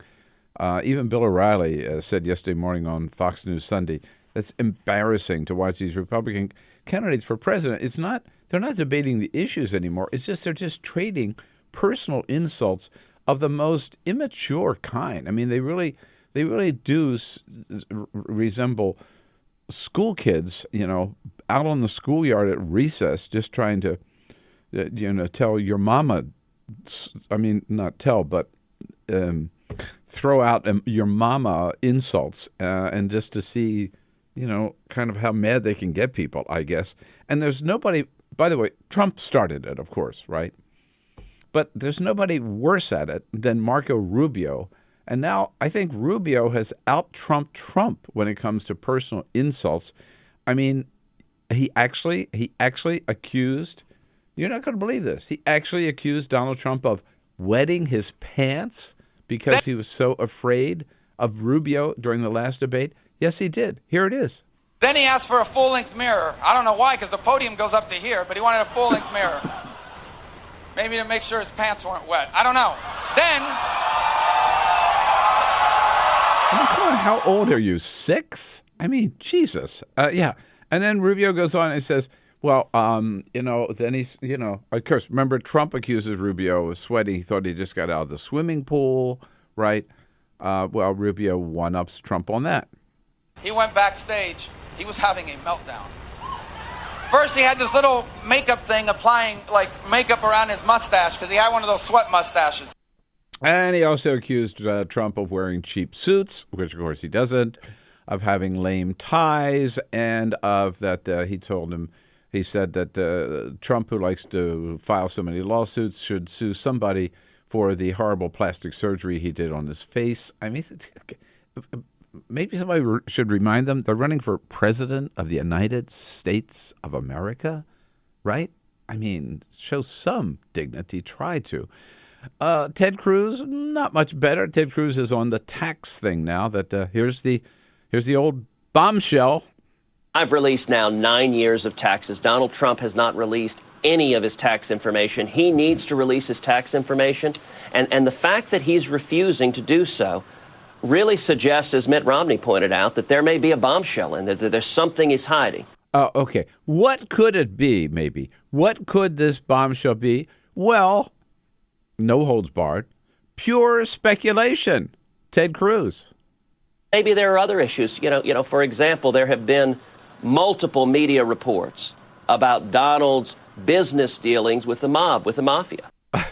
There it is. He's reaching. Yeah.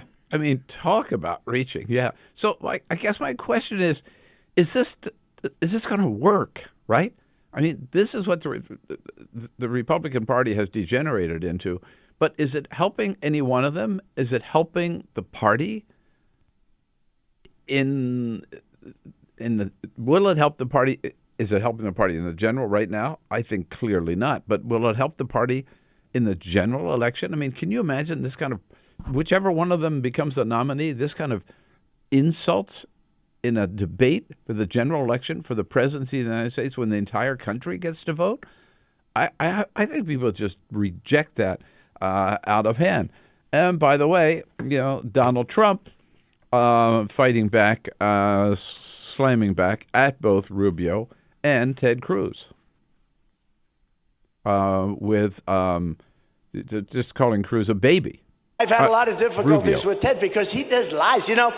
I've dealt with much tougher. A guy like Rubio's a baby, but a guy like Ted is tougher. I will tell you, actually, he's tougher.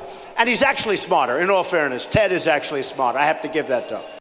So, again, where is this going, and will American people just finally have enough of it? 866-55-PRESS. One other issue before we get to your calls, which is Donald Trump had an embarrassing moment yesterday on with Jake Tapper, our friend, on State of the Union, when Jake mentions you've been picking up all kinds of endorsements. You got Jeff Sessions from Alabama, Jan Brewer from Arizona, former governor, Paul Page, Jamie's governor of Maine, who spent earlier in the day, kind of the day before, attacking Trump and what a disaster he'd be for the Republican Party, and then he endorsed him the next day. Well, because his buddy Christie came around, so he's got to follow Chris. Right. So, and he got Chris Christie, and he also got an endorsement he may not have wanted, namely David Duke, believe it or not, he's still around, the ultimate racist former KKK leader, and Jake tries to get Trump to renounce that particular endorsement. I know nothing about David Duke. I know nothing about white supremacists. And so you're asking me a question that I'm supposed to be talking about people that I know nothing about. He didn't renounce him. He didn't. But after the you-know-what hit the fan a little bit later in the day, Donald Trump finally did. And then this morning, now he is saying, well, I didn't really hear Jake because I had a bad earpiece, and that's very bad earpiece. Very bad earpiece. That's what happened. But let me tell you, you just heard that he said he knew David Duke, and he knew he was a white supremacist, so he heard enough. He heard enough. He got the picture. Yeah, he just didn't want to disavow any endorsement. Again, this personal insights, this battle that has become so ugly, so petty, and so just downright disgusting. Is it working? And do you think the American people would accept that kind of, anybody who runs that kind of a campaign in the general? 866-55-PRESS. Let's talk to Rose. Rose is calling out in Ligonier, Indiana. Hey, Rose. So my comment is if either one of these people actually, I have more faith in the American people on this, but if they would become president. Oh, God. You imagine us having to sit down. I mean, Putin and everybody else, as much as Trump says that he can talk with the Chinese and he can do this, I mean, we'd be the laughing stocks. Can you imagine, why would any world leader want to sit down with one of these guys, right? Right. I mean... They'd be accused of wetting their pants, or whatever. There would be no diplomacy. We would just be a joke. Yeah. Or imagine, one of them on stage in a debate against a Bernie Sanders or a Hillary Clinton. They're going to really. This is where they're going to go. With their comments. I don't know why. Rose. Whether this will help John Kasich may be the other question, because he's the one guy that tries to maintain some level of civility and not get in the gutter. Yeah. But at the same time, the Republican Party within themselves, he's down in single digits. I know. I'll tell you, they've got a chance, but it is expected. Here, Rose, good to hear from you. Thank you for the call. With Super Tuesday coming up tomorrow, we've talked about the fact that Super Tuesday, both Bernie and Hillary, will rack up enough delegates to keep going after Super Tuesday. But Super Tuesday could be the end of the road for the Republican Party, meaning Super Tuesday could wrap it up for Donald Trump. If he runs the table on Super Tuesday, I think he's the nominee now. But if he runs the table for Super Tuesday, then clearly, there'll be no way to stop him, especially if he wins Texas. And Ted Cruz has had a bad couple of days and certainly doesn't have any momentum going for him. So we've seen how ugly, how personal, how just immature the Republican Party attacks, particularly between Marco Rubio against Donald Trump and Ted Cruz against Trump and Trump against both of them. Will it work for them, or Republican Party finally just going to say enough, and go somebody with a John Kasich who has maintained some level of civility? 866-55-PRESS. Let's talk about it this Monday, February 29, here on the Bill Press Show. Connect with The Bill Press Show on Twitter. Follow us at BP Show and tweet using the hashtag WatchingBP. This is The Bill Press Show.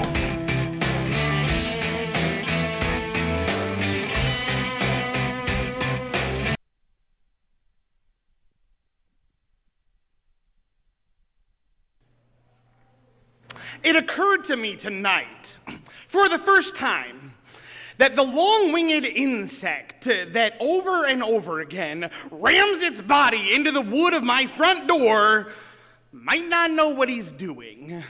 He might not have a plan. Maybe that's just how he flies, and that is where the door is. And I remember you.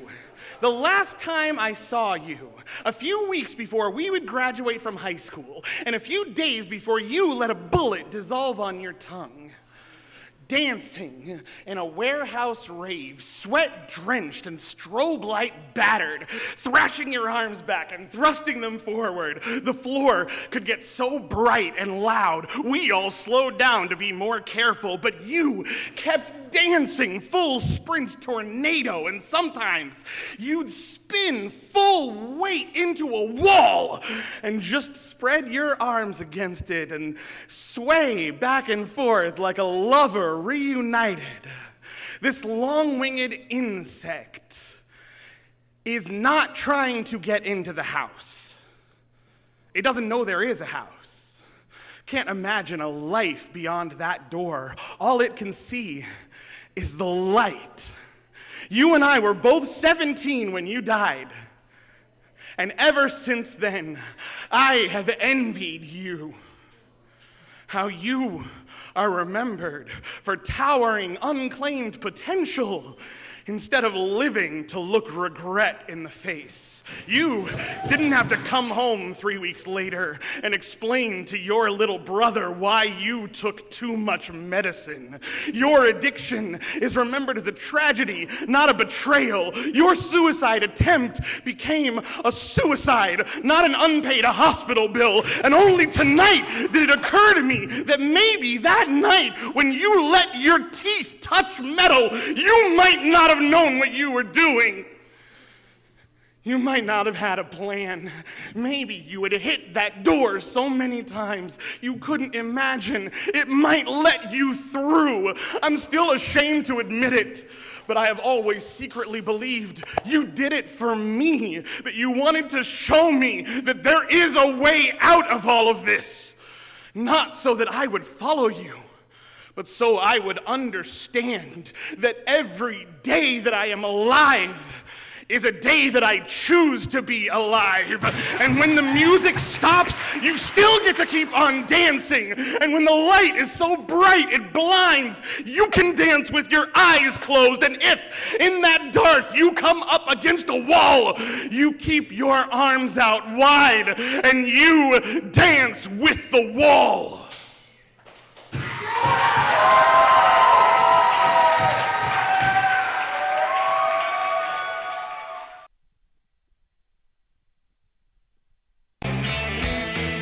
About 13 minutes before the top of the hour, Monday, February 29. Jamie Self from The State at the top of the next hour, followed by Joe Cirincione from the Plowshares Fund. Talking about how ugly the Republican primary has become, with particularly Marco Rubio, who has decided just being nice to Donald Trump and letting Ted Cruz do all the attacking wasn't working. Marco Rubio has to show that he can maybe be as mean as Donald Trump. And in fact, I think he has out-Trumped Trump by this point. Certainly, Trump would not go so far as to accuse somebody else of wetting his pants. Is it working for Rubio? Maybe not. The latest CNN poll out today, and this is taken in the last day or so, so this reflects. This was taken after last Thursday night's debate, okay? So over the last 3 days, and that's when Rubio started the personal attacks against Donald Trump during the debate and after and the morning following. The latest nationwide among Republicans, Donald Trump, 49%, Marco Rubio second with, ready for this, 16%. Ted Cruz with 15%. Wow. I mean, yeah, no doubt about who is running away with this primary. And again, that's before Super Tuesday. 12 states tomorrow for Republicans, and there you go. I'm telling you, Donald Trump runs a table, particularly if he takes Texas. It is all over. But what about this ugly campaign? To me, it's so unseemly. I mean, I watched this debate Thursday night, and I'm thinking, wait a minute. These three guys, particularly John Kasich, held his own, made the most sense, actually went out of his way to say, this is silly. I don't want any part of this name-calling. Ben Carson might as well not have been even on stage, but certainly John Kasich presented a contrast. But for most of the evening, if you saw it or saw the clips, it was just Donald Trump with Marco Rubio on his right, Ted Cruz on his left, and the three of them sometimes all talking at once, screaming at each other, shouting. It was incomprehensible. You could not hear a word that they were saying. If you watched with closed captioning on CNN, one of the closed captions just said unintelligible yelling. Unintelligible yelling. It sums it up. Yeah. No, that's what it was. Will it work? Will it turn the American people off? John, out in Minneapolis. Hey, John. Yeah, I just wanted to say that low-level kind of rhetoric might appeal to a certain demographic or a certain group of people, but I would say that the American people are a lot more intelligent than that, and just anecdotally, as far as, people I work with, professionals that I work, it just doesn't go over very big at all. So that's what I, basically. Well, certainly, it may appeal to some people. Obviously, it does in the Republican primary, but I don't see, John, once they get into the general. Yeah, absolutely. Where you have, there's such a small slice of people that vote in the primaries anyhow, right? You get into the general when you're talking to the entire country. It's got to turn people off. So, John, were you out at the Blue State Ball? No, John's gone. All right, too bad. I just want to see if maybe I'd said hello to John at the Blue State Ball there Friday night. Let's go to another John in Country Club Hills, Illinois. Hello, John. Hello, how are you? I'm doing well. What do you think? Well, pretty disgusting, surprised. Isn't it? Yeah, it is. I called Rubio and Cruz frickin' frack, or Pip and Squeak. But I more think... like Pip and Squeak. Good for you. I'm surprised that nobody, whether on the Republican side or Democratic side, have taken advantage of the very detailed expose that Rachel Maddow did on Ted Cruz, his association with Ted Nugent, who calls New York City, New York City, and then his personal minister, Mike Bickle, who called Hitler a great hunter, and because the Jews don't accept Christ as the Messiah, there'll be another hunter that'll come after them. I mean, that's crazy. Maybe they're just holding that back until they need it, right? Yeah, I guess. Or he to become the nominee. I'm sure you'd hear it from. No, I saw a little bit of that. That was powerful stuff, but I haven't heard about it at all since Rachel laid it out there. All the campaigns are always doing opposition research on each other. And by the way, if it's on the issues, I understand that. I mean, there could be some surprises in I wouldn't be surprised if there were surprises, put it that way, in Donald Trump's tax returns. But without any evidence to suggest that he didn't release his tax returns because he's doing business with the mafia. Or again, Marco Rubio getting down to the level of where he's, talking about Donald Trump's, the clothes that he wears, the tacky ties that he wears, the personal, I don't know, has he had plastic surgery on his face?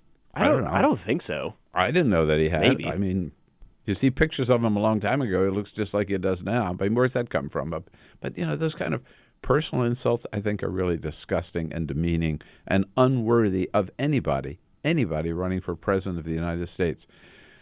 Speaking of which, the President of the United States will tell you what is on his official schedule for today. Thanks for all the calls. Sorry we didn't get to the rest of you, and we'll be right back. Your progressive headquarters for the 2016 election. This is The Bill Press Show. All right, as you know, 2 hours never enough. We need that extra third hour to squeeze everything in. And on a third hour together this morning, you can watch right away on TawkrTV. Got to wait around till 5 o'clock Eastern for Free Speech TV. Either way, it's worth it because Joe Cirincione, our foreign policy guru and one of the leaders of Bernie Sanders' foreign policy team, will be here in studio with us from the Plowshares Fund. We'll also talk to Jamie Self from South Carolina, reporter for the state. All of that coming up right here. Hour number 3. Stay with us.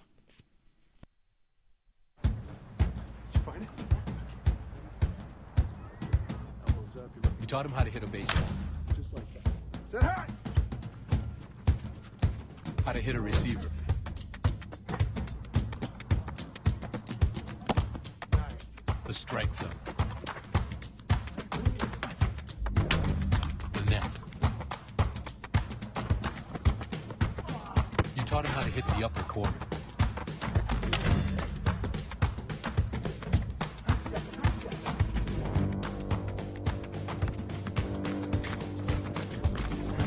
You even taught him how to hit the open man. But how much time have you spent teaching him what not to hit?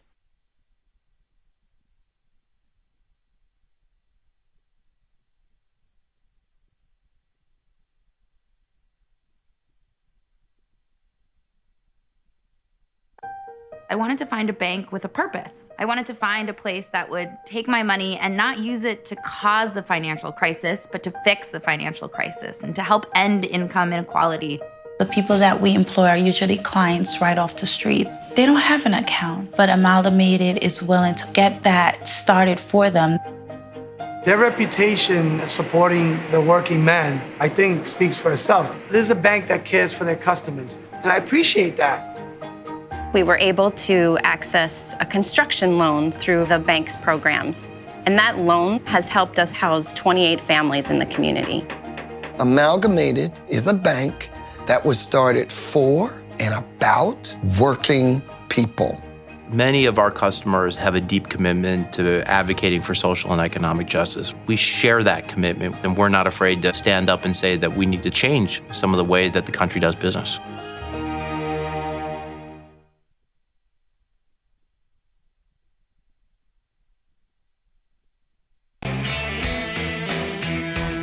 Marijuana.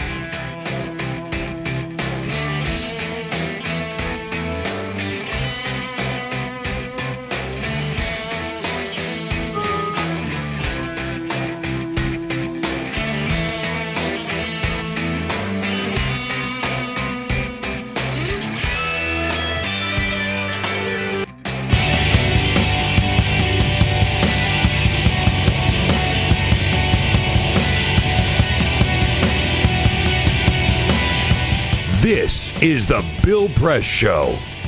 Here we go with President Obama today. He gets a daily briefing this morning, and then later this morning, a very, very important ceremony in the East Room of the White House where he will present the Medal of Honor to Senior Chief Special Warfare Operator Edward Byers of the U.S. Navy. And we have our news briefing with Josh Earnest at 12:45. Jamie Self from the state joins us at the top of the next hour from South Carolina. And breaking news, number 7 on the Washington Post bestseller list, Buyer's Remorse, debuted on the list yesterday at number 7. So there's your national bestseller. If you don't have a copy, you can get one at your local bookstore or at Amazon.com or BarnesandNoble.com. If you want a signed copy, very, very special, inscribed copy by me, just let us know. Go to our website, BillPressShow.com. Buyer's Remorse, how Obama let progressives down. Tell us how you want it signed. We'll get it out to you right away. We'll be back and talk repercussions of South Carolina with Jamie Self. This is the Bill Press Show.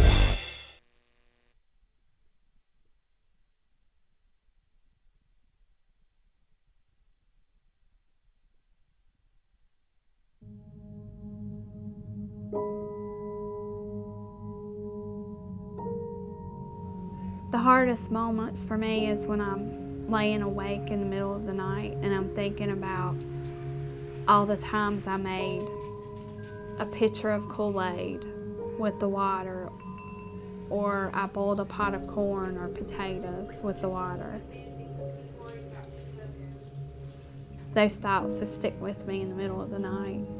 And I feel horrible as a mom that I didn't know that something was wrong, but how could I have known? There's no way I would have known. The spill at Dan River happened when a drainage pipe that ran underneath an ash basin and dam collapsed, sucking out 6 decades of waste and spewing gunk directly into the river.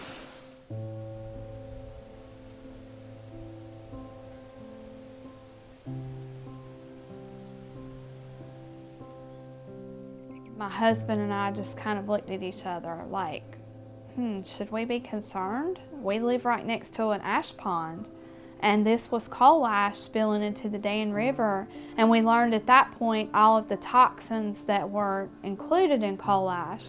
A situation like Dan River, where there was a catastrophic disaster, gets people's attention, but the fact is that these coal ash pits have been leaking and poisoning people's groundwater and the state's surface waters for decades. Coal ash is the residue left behind after coal is burned in a coal-fired power plant. A large coal-fired power plant can burn 10 million tons of coal a year. When the organic matter in the coal is burned away, what's left behind are these trace minerals, things like arsenic, lead, mercury, selenium, and chromium. And these are highly concentrated. The coal ash can have concentrations of these contaminants that are 10 to 100 times greater than the level in the coals themselves. Coal ash pond number 1 is right behind my house, literally pretty much in my backyard. We were approached by a neighbor who was wanting to have their well tested, and we decided that maybe we should have ours tested as well. They found hexavalent chromium at 4.5 parts per billion.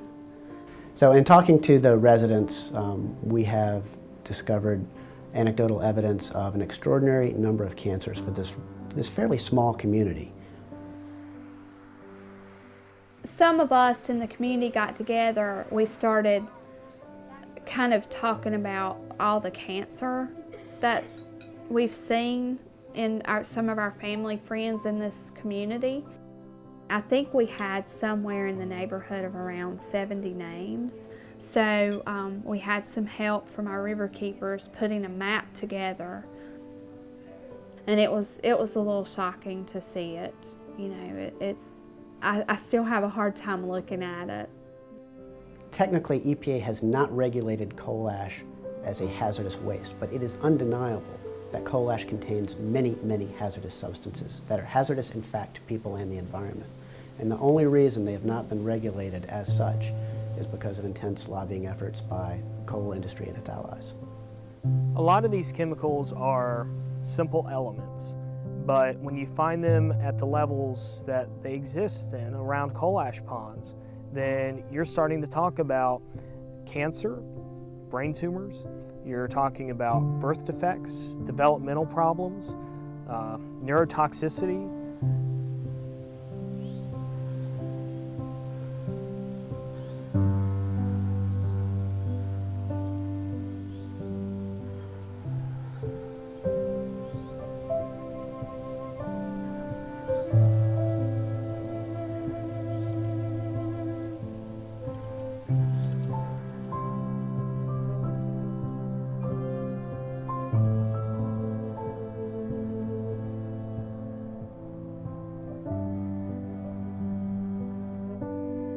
We began to look at legal options, cases that we could bring in court to protect communities and their citizens from these toxic leaking time bombs.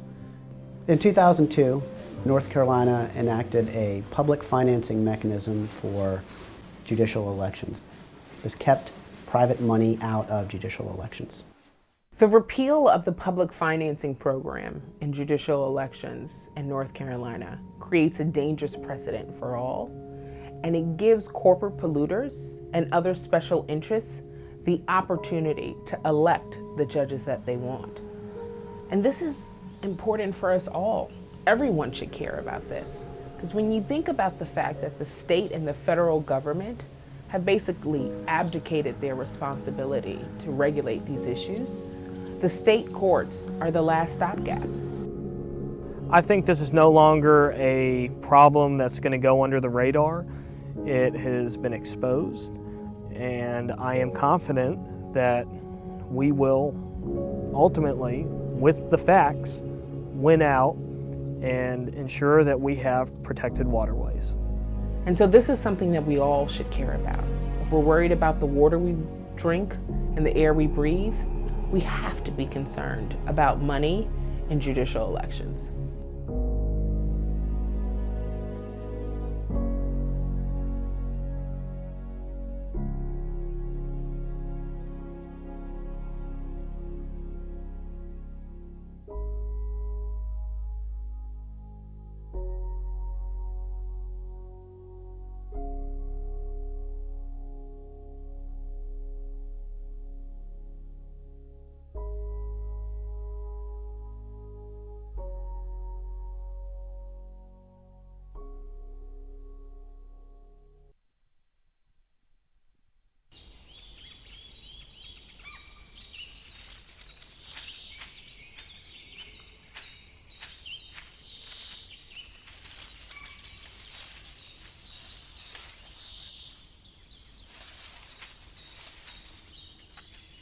At Earth Justice, we defend the environment in the courtroom.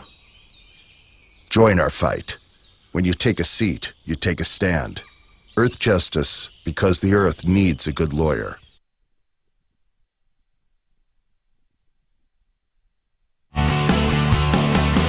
Broadcasting around the nation, on your radio, on your TV, and online. This is The Bill Press Show.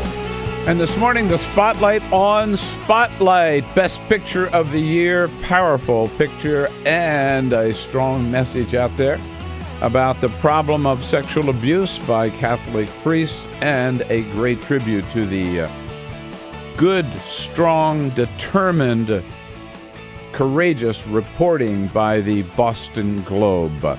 Hello, everybody. What do you say? Monday, February 29. Good to see you today. Thank you so much for joining us here. It is the Bill Press Show.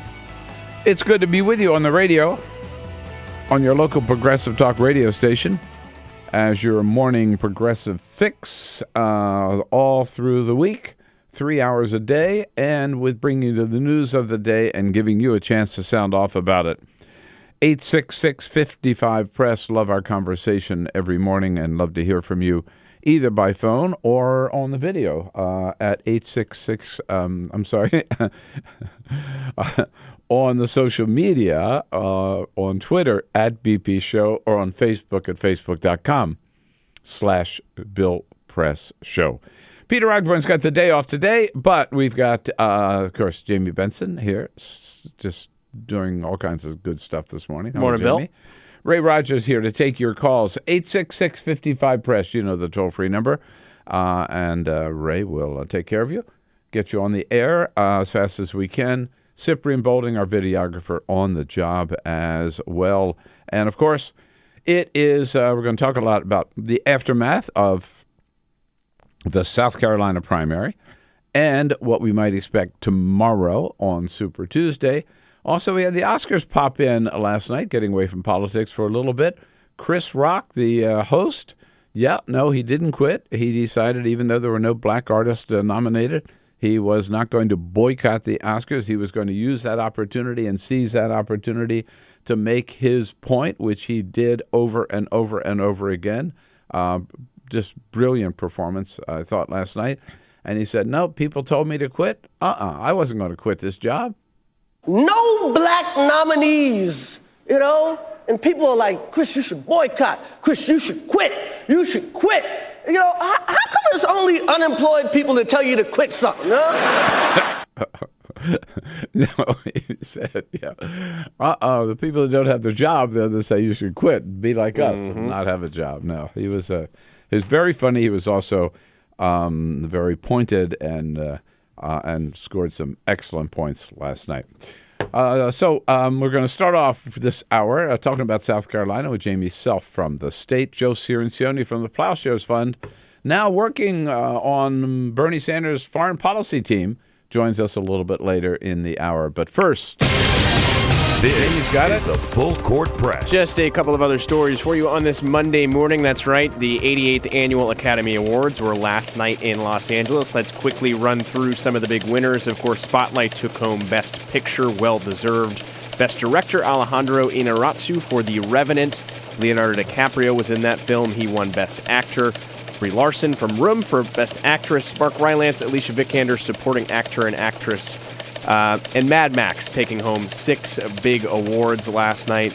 One film I want to point out, we haven't talked about enough on the show. If you haven't seen the Amy Winehouse documentary, which is called Amy, they took home Best Documentary Feature. Go see it. It's an excellent, excellent film. I was sorry Brooklyn didn't win anything. I love Brooklyn. Brooklyn didn't win anything. Sweet movie. It's a beautiful movie. I think if anything, maybe costume design or production design, because it was a nice-looking film. It was a great movie. Yeah. But a lot of good Carol films this was year. too, and I didn't see Carol winning. I thought Rooney Mara was going to win Best Supporting. To be quite honest. Speaking of movies, J.J. Abrams, he is behind the next 3 films of the Star Wars saga, of course. Came out this weekend with a big announcement. Of course, you have a strong female lead and a strong black male lead in the latest Star Wars.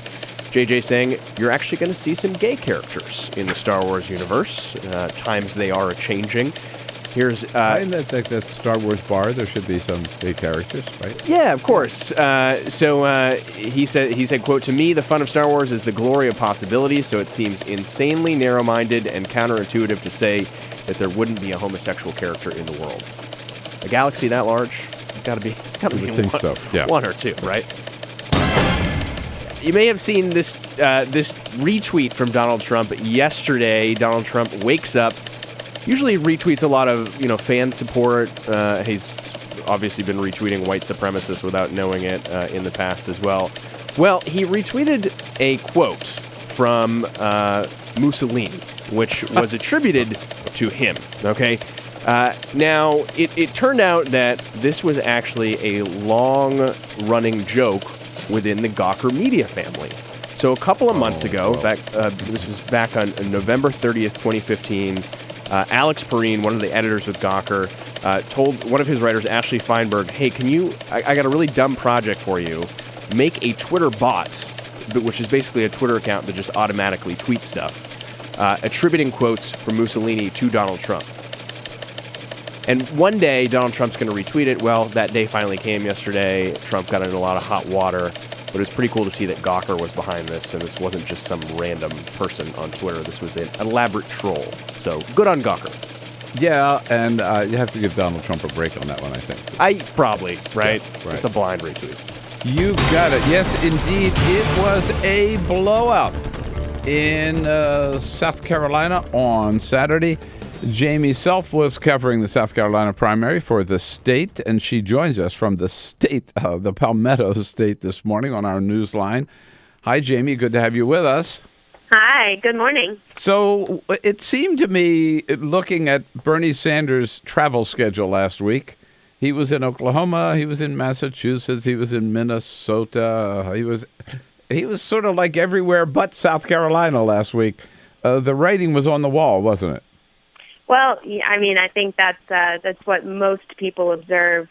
He wanted to get a head start on states where he thinks he is more competitive. And I've talked to folks in the Clinton campaign too that they didn't expect such a big win here. And she, of course, was here on the ground for 4 days, and then including the primaries. Yeah, so. She moved in, basically, sort of, right? But 73.5%.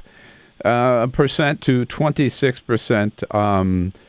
Certainly a lopsided victory. How did Bernie win any delegates at all? He is going to win some. I'm not sure the exact count, hoping to get that today, but I think he will. He might get some. Actually, don't quote me on that because I'm not sure. But right. He's over the 15%, so I haven't seen any delegate numbers. I was wondering if there have been any released down there. I mean, he qualifies to getting some because he's at least over 15%, but obviously she'll walk away with a lion's share of them for sure, right? Right. There's about 18 that are distributed proportionately, and he'll get some of those. But then the rest of them, other than the superdelegates, are distributed based on who wins the congressional districts and how well they do there. Mm-hmm. How about I heard Bernie say yesterday. Well, first of all, let's listen to the Secretary Clinton the night of the primary. She obviously very pleased. Here she is. I want to congratulate Senator Sanders on running a great race, and tomorrow this campaign goes national. Well, it does go national, but a lot of the states up tomorrow, Jamie, are in the South. Georgia, right? Arkansas. Right. So this, and Virginia, I think we still consider Alabama.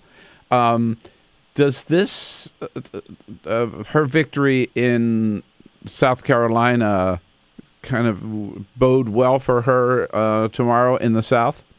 I think so. I mean, South Carolina is unique because it was the first primary state where the Democratic candidates would face the first test among African American voters, who came out actually more in this on Saturday than they did in 2008 in terms of percentage. So in 2008, they made up 55% of the vote in the presidential primary, and on Saturday they made up over 60%. So she definitely succeeded in reaching African American voters who overwhelmingly favored her in the polls and sort of locking down that support early on, and it definitely showed on Saturday. And, I was talking to a political scientist from Winthrop University yesterday, and he said, it's likely that she'll replicate that win in other southern states. Bernie yesterday told George Stephanopoulos that he believes that he will do better among African Americans outside of the South, who are more attuned to his message of economic populism, as well as criminal justice reform and other issues particularly affecting the black community. Of course, we'll have to wait and see how that plays out, right? But right. Yeah, I mean, he got on the ground here. He brought up, having no name recognition at all coming into the state. Right. He did increase his percentage of support among African Americans, and I met people, on the campaign trail who definitely did support him. But he's also said that, he's banking on states that, maybe are less diverse and also are more open to his labor positions and positions on trade and his, I guess, more progressive agenda. So I'm not sure how that math is going to work out, but we'll see. One thing that seems to be consistent with Bernie's performance is young people. And that proved true again in South Carolina, didn't it? Sure, it did. And unfortunately for Sanders, they don't make up a large percentage of the folks who came out to vote. I mean, Clinton did a good job of getting out, 65, people who were 65 years and older. That was her strongest age demographic. But also, just the older the voters got, the more they supported her. The younger they get, the more they supported Sanders. Go ahead. Sorry. No, I was just going to say, no, that was true in Iowa, in New Hampshire, and in Nevada as well. Right. So how about turnout in general in South Carolina? I mean, we've seen in the other, there have only been 3 others, right? But that Republican turnout was very high and Democratic turnout not so much. How about in South Carolina? Yeah, that's how it was here too. Over 700,000 Republicans came out and voted in the primary, and shy of 400,000 came out to vote in the Democratic primary, which is actually around what turnout was in 2004. Not the huge turnout that we saw in South Carolina in 2008, when over 500,000 people came out to vote in the Democratic presidential primary. And of course, Barack Obama was on the ticket. Now you've got 2 candidates on the Democratic ticket, and then you have a bunch on the Republican side. So it's clear to see why there was so much energy and so much interest in coming out to vote in the Republican contest. Yeah, but I think that's got to be disturbing for the Democratic Party leaders to look at the fact, because they're going to really need that turnout in November, right? And if people aren't that excited about the Democratic primary, I would see it as some cause for concern all the way across. We saw in I guess it was in Nevada, right, where just 1/2 as many people came out this time as did in 2008. I think that's definitely something that the Democratic Party is probably concerned with, given the way Obama sort of pushed turnout in his general election. But, I think that people come out and they vote for all different reasons, even in the primaries. You have people who come out and vote because they don't want someone to win, right. Sometimes more than they want their preferred candidate to win. So all sorts of things motivate people to get to the polls. And Bernie does better. The bigger the turnout we've seen, the better Bernie Sanders does. Well, Jamie, it's good to have somebody on the ground down there to give us your first-hand report. We appreciate that. And, we get like one day of a breathing spell before Super Tuesday. We're back into it tomorrow with 11 states. All right, we'll talk to you again soon. Thanks, Jamie. Thanks so much. Thanks for having me. With The State, thestate.com, Jamie Self. Your place to talk about the 2016 election. This is The Bill Press Show.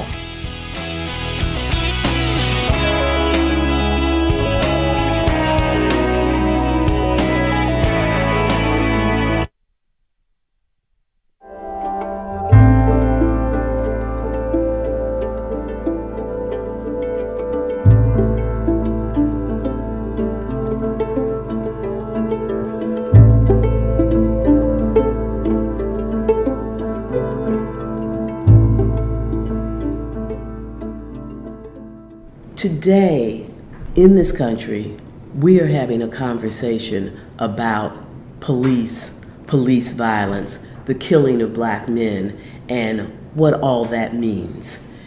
It is sad that this is happening and that every day there's a new incident to cause us to keep thinking about it and talking about it. But it is extraordinary that the American people are having to deal with this every day, whether you're watching CNN or MSNBC, Fox, or ABC News.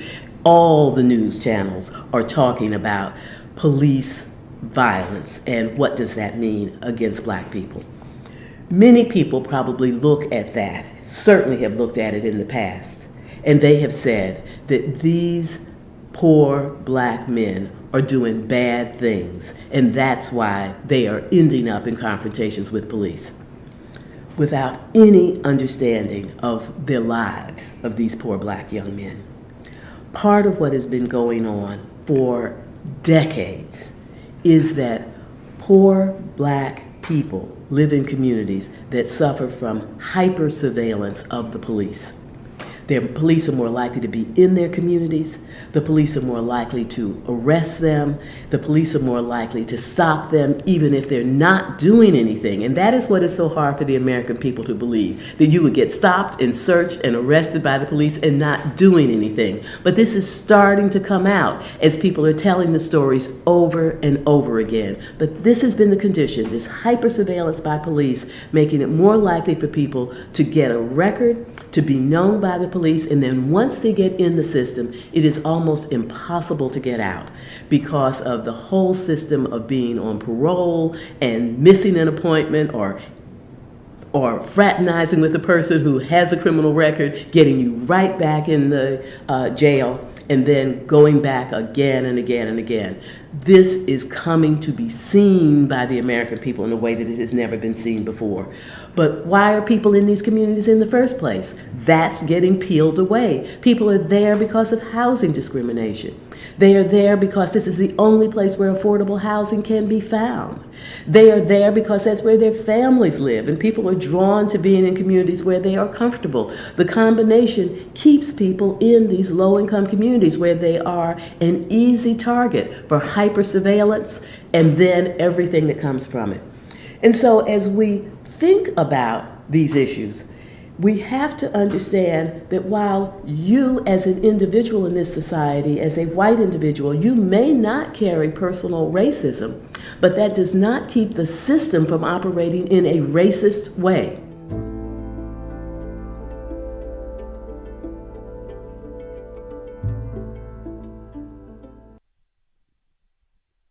I grew up in the housing projects of Cleveland.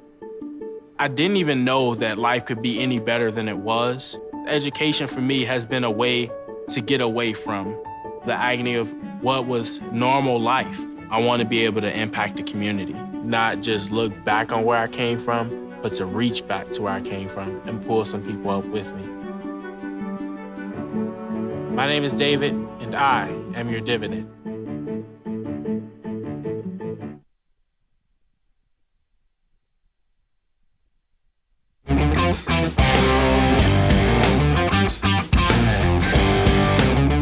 This is the Bill Press Show. Hey, 25 minutes after the hour, just catching up on Politico. Mike Allen's playbook in Politico this morning mentions a little breaking news out of the Washington Post yesterday on this week's bestseller list, number 7. Buyer's Remorse by me, Bill Press.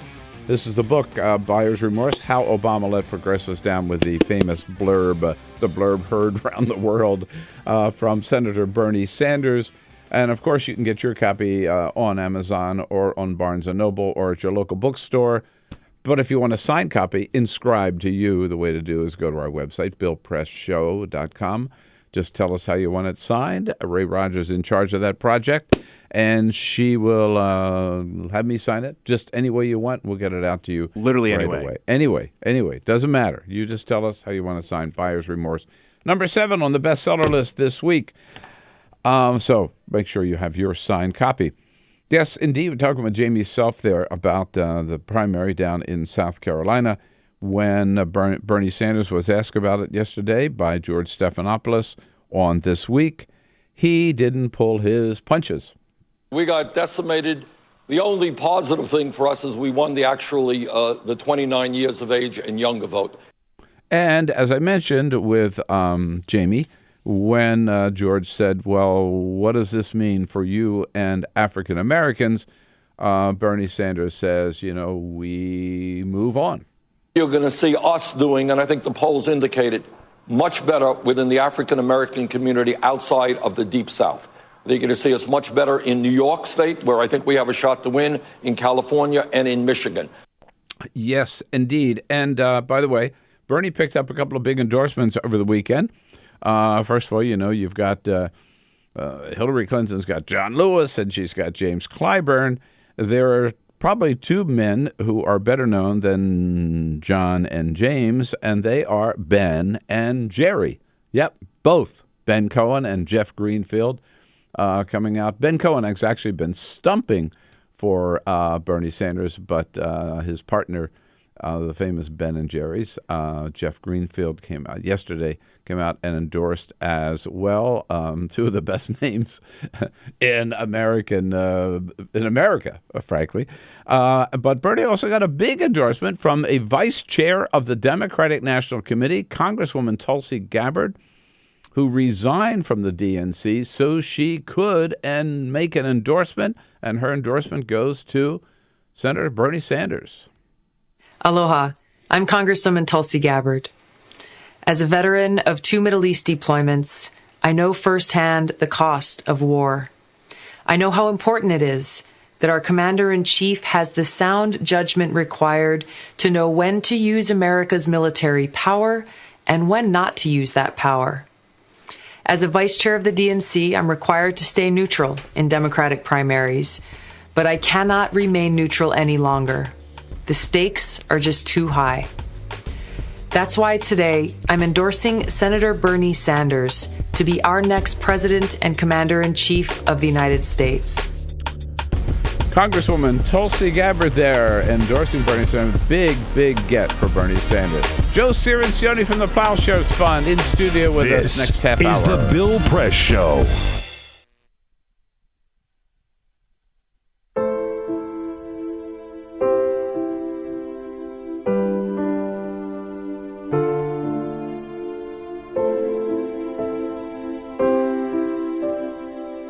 have run these canyons for 6 million years.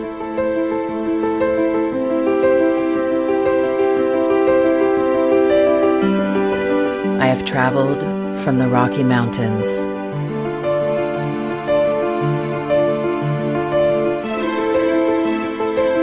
to the deserts, through scorching heat and freezing cold, from the land of the dinosaurs to fields of food.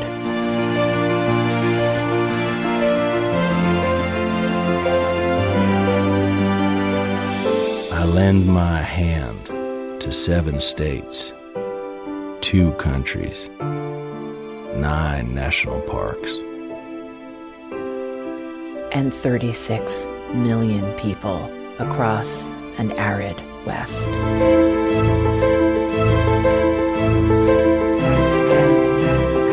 I am not the strongest or the largest, but I am the hardest working.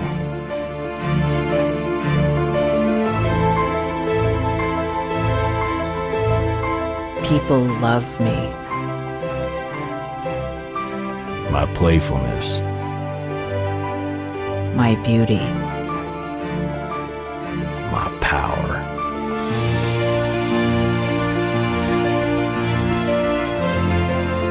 My life.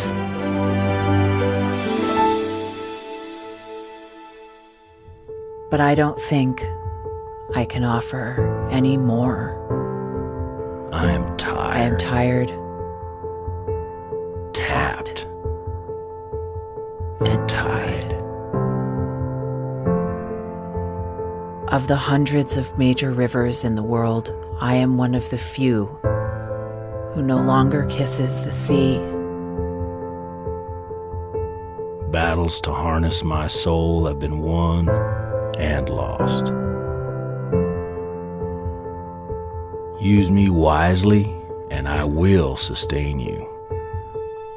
Use me like you have, and I will break. My name is Red. The Grand River Red. The American Nile. The Canyon Maker. I am the Colorado River. And I am the most endangered river in America.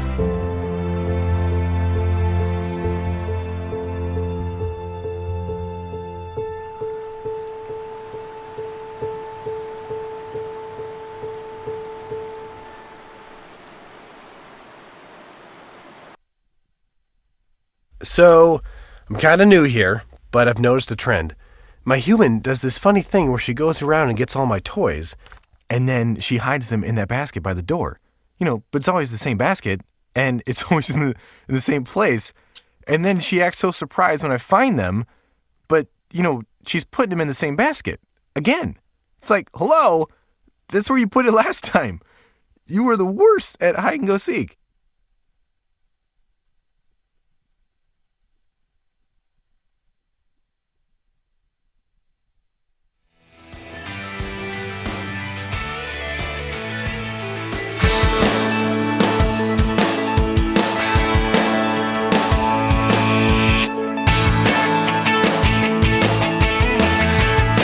Can't catch the entire show? Listen to BP in 3, where we turn 3 hours into 3 minutes. Find it every day at BP Show on Twitter or at BillPressShow.com. All right, 33 minutes after the hour. Oh, man. Too bad we don't have more time with Joe Cirincione, but we'll make good use of the time we have. Joe Cirincione, head of the Plowshares Fund and a member of Bernie Sanders' crack foreign policy team. That's right. In the studio with us. Joe, it's good to see you. Well, Lots going on. Pleasure to be here. I love your new studio. Thanks for inviting me in. Isn't it great? It's gorgeous. Yeah. We're looking for a name, Joe, so you can... we're going to name the studio. We're not sure what yet. So any suggestions? Think about it and let us know. Okay. You wrote for Defense One. Yeah. About Bernie Sanders and why you agreed to be on his foreign policy team. Tell us about it. Yeah, I wrote the article actually before I joined the team. Yes, So yeah. I just had a great conversation with the senator early last week, and he asked me to come on. I'm delighted to do that. We're basically looking at what his nuclear policy would be. And he's gotten some criticism. You know, he on the campaign trail, he talks about himself as a socialist or a radical. He says he wants a political revolution. And so he's gotten criticism for his nuclear policies, with claims that he would unilaterally disarm or gut the nuclear arsenal. But when you look at what he's saying, that's not true at all. He's well within the mainstream on what we should be doing. He wants to reduce. He wants to save money. He wants to end this plan to spend $1 trillion on new nuclear weapons and use that money for other things. But he would still retain a fairly sizable nuclear arsenal, and he's in good company. People like Bill Perry, former Secretary of Defense, George Shultz, former Secretary of State, James Cartwright, former Vice Chairman of the Joint Chiefs, all endorse cuts, reductions, killing some of the systems that Bernie has his eye on. And Hillary? Hillary has not spoken very much on this, but she's also in favor of downsizing. She's questioning this $1 trillion plan. I know her advisors; they're very good people, but they haven't put together an actual plan yet. And you point out, in fact, I talk about this in my book, Buyer's Remorse. I'm pretty sure I quote you that President Obama has actually committed to increasing, or I guess. Yeah. No, that's right. Increasing the nuclear arsenal. Yes. I'm sorry. This is a problem. I mean, when you look at what Bernie wants to do, it's really what Obama said he wanted to do 8 years ago, and I was on the national security team for Obama, and he made great strides in that direction, particularly the nuclear deal with Iran, which stopped Iran's bomb, and the agreement with Russia to reduce our nuclear arsenals somewhat. But the policy stalled. He hasn't done much in the past 3-4 years, aside from the Iran deal. And as a result, the contracts are racing through the Pentagon, racing through Congress, which is eager for those jobs in their districts. And so the procurement has raced ahead of policy, and we have this unguided nuclear train barreling down the tracks. The next president's going to have to do something about it, or else we're going to have a procurement train wreck. The New York Times yesterday and today lead story, front page story about Libya and Secretary Clinton's role in Libya. What does it tell us? This was the foreign policy, the most engagement that Secretary of State Hillary Clinton had in any foreign policy engagement. It was perhaps the most significant of her career. And it showed the best of her, deeply engaged, knowledgeable, in talking to people, shuttle diplomacy, but also the worst of her judgment. In the end, in a very close call for the president, whether to intervene in Libya, bomb Gaddafi forces or not, she came down for intervention, and then for extending that intervention to topple the regime. And what was the plan for? What was the plan for after he was toppled? And that is the critical part. And it really is the guts of what's been wrong with our policy is it's easy to topple dictators. It's hard to come up with a stable system to replace them. And there was no coherent plan for what to do the day after or the decade after. And so you could argue, and I think this is true, and that the situation is worse in Libya now than if we had left Gaddafi in power. Whoa. That's pretty. I mean, that's the country's that's a pretty frightening statement. But one might say the same thing about Iraq, right? Exactly. And Egypt, and who knows, right? I mean, and it's the choice we're facing in Syria now. Do you go in for regime change or Assad, right? Or you decide? Where has regime change ever worked? This is one of the things that Bernie points out. I'm going way back to our decision to overthrow Mossadegh in Iran in 1953. He made that point in the last debate, right? Yeah, this has produced worse situations. And Allende in Chile. In Chile, or you could go even deeper in all our involvement in Central America, South America, assassinations by the CIA of leaders in Africa. And it's made situations worse, not better. So one of the reasons that attracts me to the Sanders campaign is the restraint that he wants to show. Again, an original principle of Obama back in 2008, one that was thwarted by some of his own people in the administration, but it was strained to not rushing in with military force. Yes, we have to defeat ISIS, but we have to get out of the regime change business. And so Libya today is basically the new training ground or the new home base for ISIS.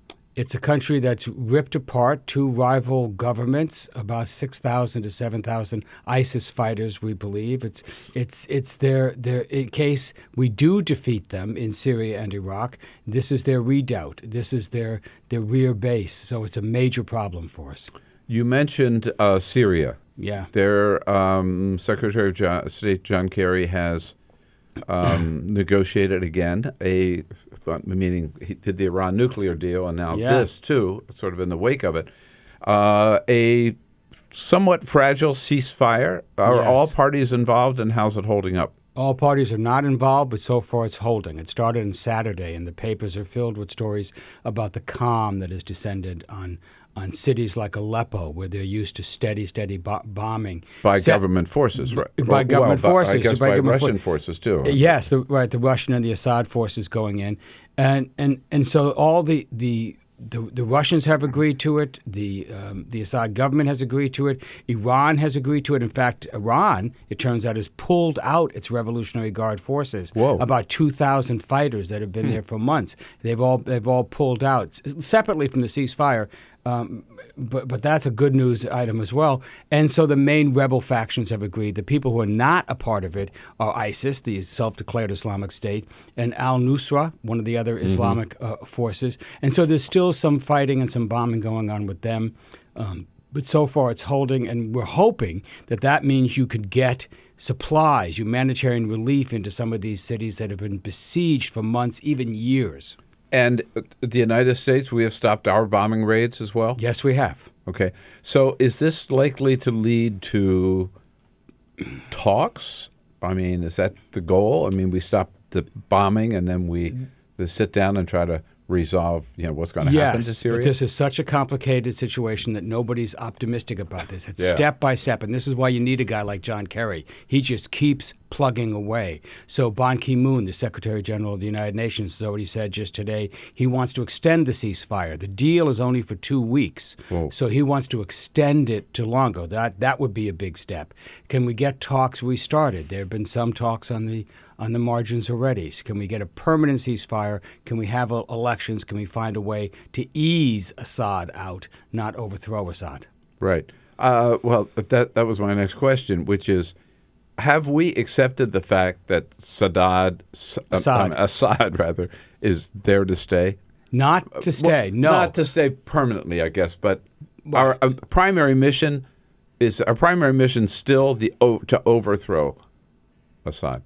No, it is a secondary mission. So you may remember that Obama said it. He has to go. Oh, no, I've heard that for 3 years at the White House. That's all we heard. Number one, he's got to go, then we'll talk. Well, it turns out there are worse things in Syria than Assad. And the fear is, and this is one of the lessons you're finally learning, if you actually forced Assad out now, who takes over? It's not some democratic, reformist this is back Syrian to regime group. change again, It's the right? guys with the guns. It's the guys with the money. It's the guys with the organization. You would get al-Nusra. You would get ISIS taking over Damascus. Is that what you want? Well, you don't. So you have to back off. You have to say eventually Assad has to go, and there has to be a process. And some of the rebel groups will never accept Assad, so you know that. But it can't happen now. It shouldn't happen now. There are greater dangers there. I had so much to talk about. I had lunch the other day, over the weekend, with Congressman Sam Farr from California. My good friend, great member of Congress. Sadly, he's resigning this year. Not going to run again. Yes, I quote him often. But he is. He's been asked to be part of the delegation for President Obama's visit to Cuba. Wow, that's quite an honor and quite a moment. Right. I was just going to say, so there's a lot riding on this visit, isn't there? The last time a U.S. president visited Cuba, there were more mafioso there than there were Cuban government leaders. Right. So it's going to be quite a change. But what can we expect from that? I mean, the president's only going to spend one night, right? And he wants to come back with something, and the Cubans want something from him, right? I mean, so it's not just going to the beach. So what we'd be looking for is further releases of political prisoners. We'd be looking for opening up of press freedoms. We'd be looking for greater internet access, travel restrictions. And there's also a business aspect to this. You're looking to see if you can't ease the embargo. So even though we've now have established diplomatic relations, we're opening up an embassy, etc., U.S. government, U.S. companies are still prohibited from doing business with Cuba. Because of the it's dumb insane. embargo. Yeah, everybody else in the world does it. And so that's the key thing I think you're going to be looking for. That's the key thing that Cuba definitely wants, but that's the and Congress. A lot of U.S. corporations, tobacco industry, agriculture industry, travel industry. There's a lot of business interests, good, solid Republicans that want to end this embargo. Right, a lot riding on that. That's going to be really a historic visit in many respects. Ways, yeah. Historic visit. Yeah. Joe Cirincione here with us from the Plowshares Fund. Join the conversation, 866-55-PRESS, the toll-free number. And we'll get into a lot of other hot spots around the world here with Joe Cirincione when we come right back.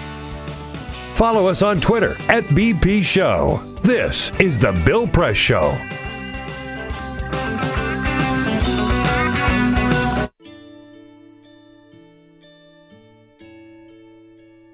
Calls me googly eyes.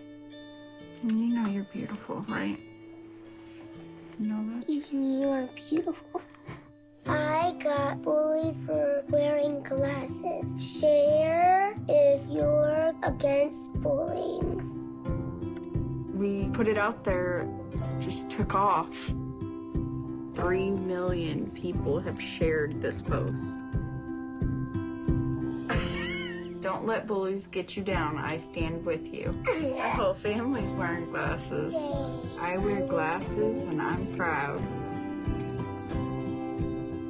I even have the army on my team. All the kind comments brought my child joy. I don't feel thank you is enough. Thanks.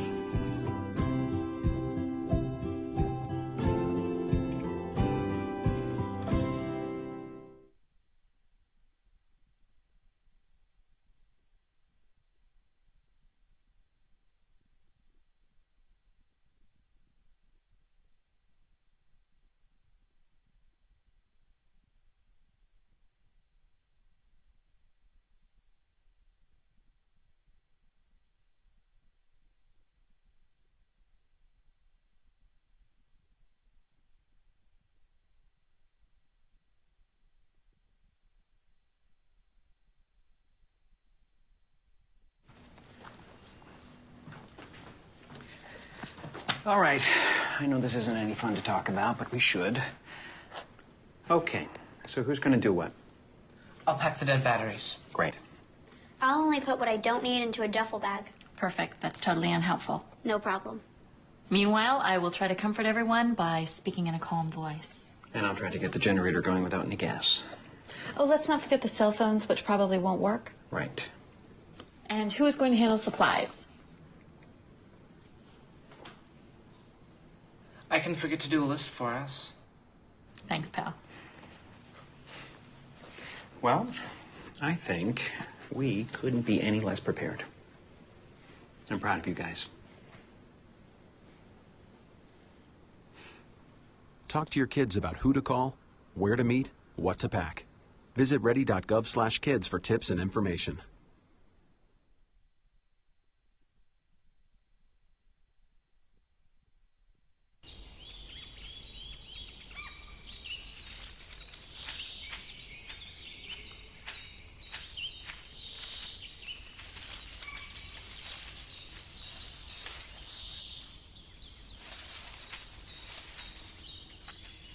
At Earth Justice, we defend the environment in the courtroom. Join our fight.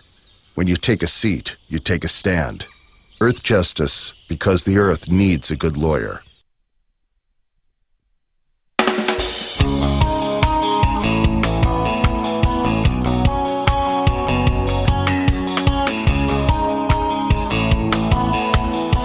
Streaming live video right now at youtube.com/TawkrTV. That's TAWKR TV. This is The Bill Press Show. We got it now 12 minutes before the top of the hour. We're wrapping up here on this Monday. It is, leap year. Yes, right? leap day. This is leap day. This is our extra day, February 29. And a little breaking news I mentioned earlier. Washington Post out with its bestseller list yesterday. Number 7 on the list, Buyer's Remorse, my new book, Buyer's Remorse, How Obama Let Progressives Down. Yes, this is the famous book with the blurb heard round the world, with the blurb by Bernie Sanders, who just doesn't mention Obama at all in his blurb. Hillary accused him of being anti-Obama because he wrote this blurb. All the blurb says is that the next president, he or she, whoever, whether it's Bernie or Hillary, has to rally progressives behind the progressive agenda to put pressure on Congress to get things done. That's and, absolutely the right. other side of it, Joe, is, by the way, I think it's important that we recognize that it's not enough for us to just elect somebody and then walk away. We've got to keep the pressure on and hold their feet to the fire because... I completely agree. I believe that the single biggest strategic mistake by Obama was not mobilizing the political movement he had created. He had 2 million people on the mall on Inauguration Day, and then they went home. Yeah. You know? Right. And said, okay, he's in charge. We can just go home. No, we can't. Yeah. Yeah. So that's why I wanted to write this book now so that people say, here's what we need to do coming into the next presidency. So anyhow, the point I was going to make is if you want a signed copy, of course you can get it at your local bookstore or on BarnesandNoble.com or Amazon.com. Want a signed copy, go to our website, BillPressShow.com. Tell us how you want it signed. We'll get it right out to you. Joe, Great. let's I'm go buying back. mine today. All right. And bring it with you on CNN tomorrow night when you're covering the election returns. I always have it on CNN because I never know when anybody's going to talk about it. I want to have it and I can show it, right? I'll be there tomorrow, CNN on the panel for Super Tuesday. Don't ask me how long or how... How long are you going to be on set? Yeah, it's going to be 5 hours. Whoa. Big elections in Iran. Yes. Haven't gotten as much attention as they should. More good news from overseas. So because of the Iran nuclear deal, the hand of the pragmatic president, Hassan Rouhani, was greatly strengthened, and they led a coalition of pragmatists and reformists and moderates that have basically swept the elections. The biggest return for reformists and moderates since 2004. So they've toppled the hardline leaders in the parliament. This was the elections for the parliament, who had held a vast majority. Yeah. Now no one holds a majority. The groups are roughly equal, which is good news, which is progress. And almost more importantly, they also have placed most of their candidates on the Assembly of Experts, the elected group that elects the next supreme leader. Oh, so two key elections over the weekend. Final returns will be known in the next couple of days, but it looks very good. But that's huge in terms of movement, right? And it now could allow Rouhani to implement some of the domestic reforms that he talked about as president, that he was elected on as president, but has been unable to get past the Iranian parliament. Now, sort of a blast from the past. We all remember the big anti-nuclear protests in the UK. And we saw another one over the weekend. Huge. Biggest anti-nuclear protest since the 80s in London. 100,000 people came out to protest the UK government's plan to do the equivalent of what we want to do, build brand new nuclear weapons. Modernize and build new ones. And in their case, 3 nuclear-armed submarines, the Trident, same subs that we have. And not only was this a huge outpouring of people saying we have better uses for this money, but there was the major speaker was the head of the UK Labour Party, a party who had been in favor of this program, but now the new Jamie Corbyn says this has got to go. I would never use a nuclear weapon. We don't need these weapons. They're obsolete weapons from the past. We have better uses for our money. This is good. The Plowshares Fund. This is good news. This is good news. And in fact, some of the groups we support in Europe were key to this demonstration. I doubt we can get something like that here, but you never know. I was just going to say, why don't we organize something like that? We ought to have 1 million people on the mall, Joe. Well, the biggest protest in U.S. history was back in '82 in Central Park. 1 million people protesting nuclear weapons. Still, to this day, largest protest in U.S. history. we'll see. We'll see. Yeah, we should not let this. We're working on it. We can't let this issue just, kind of disappear or There's lie too under much the at rug. stake. Too much. It's not just the threat to the planet. It's a threat to our budget. We don't have $1 trillion to waste on weapons of the past. And no organization more on top of it than the Plowshares Fund at Plowshares, Plough shares.org. And no person more on top of it than Joe Cirincione. All right, Joe, feel the burn. Thank you, Bill. Thanks for coming in. All right. My pleasure. Parting shot coming up next. On your radio, on TV, and online. This is The Bill Press Show.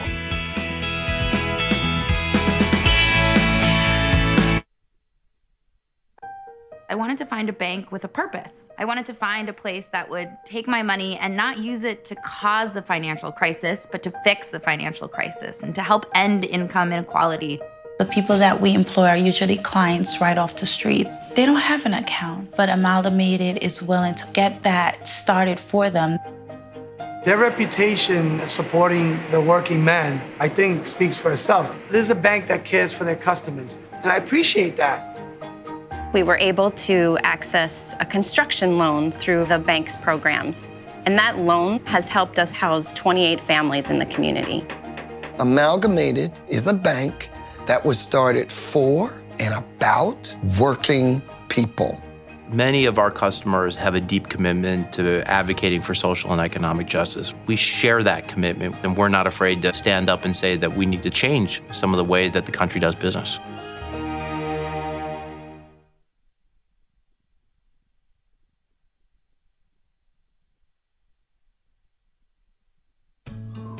You wouldn't let money just blow out of your house. So when your AC or heater is on, make sure the doors, windows, and fireplace flue are shut tight. If you're headed out, turn down the AC or lower the heat by 10 degrees. And always keep your water heater set at 120. A little bit of common sense goes a long way. Get more great tips at energysaver.gov. So, I'm kind of new here, but I've noticed a trend. My human does this funny thing where she goes around and gets all my toys, and then she hides them in that basket by the door. But it's always the same basket, and it's always in the same place. And then she acts so surprised when I find them, but, she's putting them in the same basket. Again. It's like, hello? That's where you put it last time. You were the worst at hide and go seek.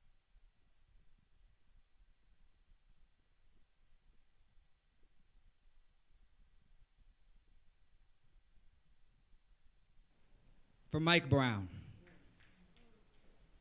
I'm sick of writing this poem, but bring the boy. His new name, his same old body, ordinary black dead thing, bring him. And we will mourn until we forget what we are mourning. And isn't that what being black is about? Not the joy of it, but the feeling when you're looking at your child, turn your head, then poof, no more child. That feeling, that's black. Think, once a white girl was kidnapped and that's the Trojan War. Later, up the block, Troy got shot and that was Tuesday. Are we not worthy of a city of ash, of 1,000 ships launched because we are missed? I demand a war to bring the black boy back no matter what his name is this time. I at least demand a song. A song will do. Or a head.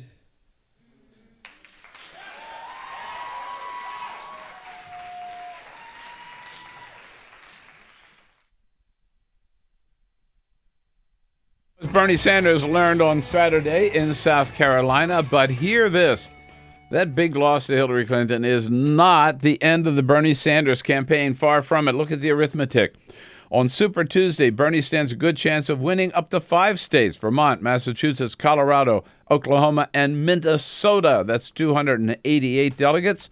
And remember, he doesn't have to win in states. He just has to win enough to pick up his share of delegates.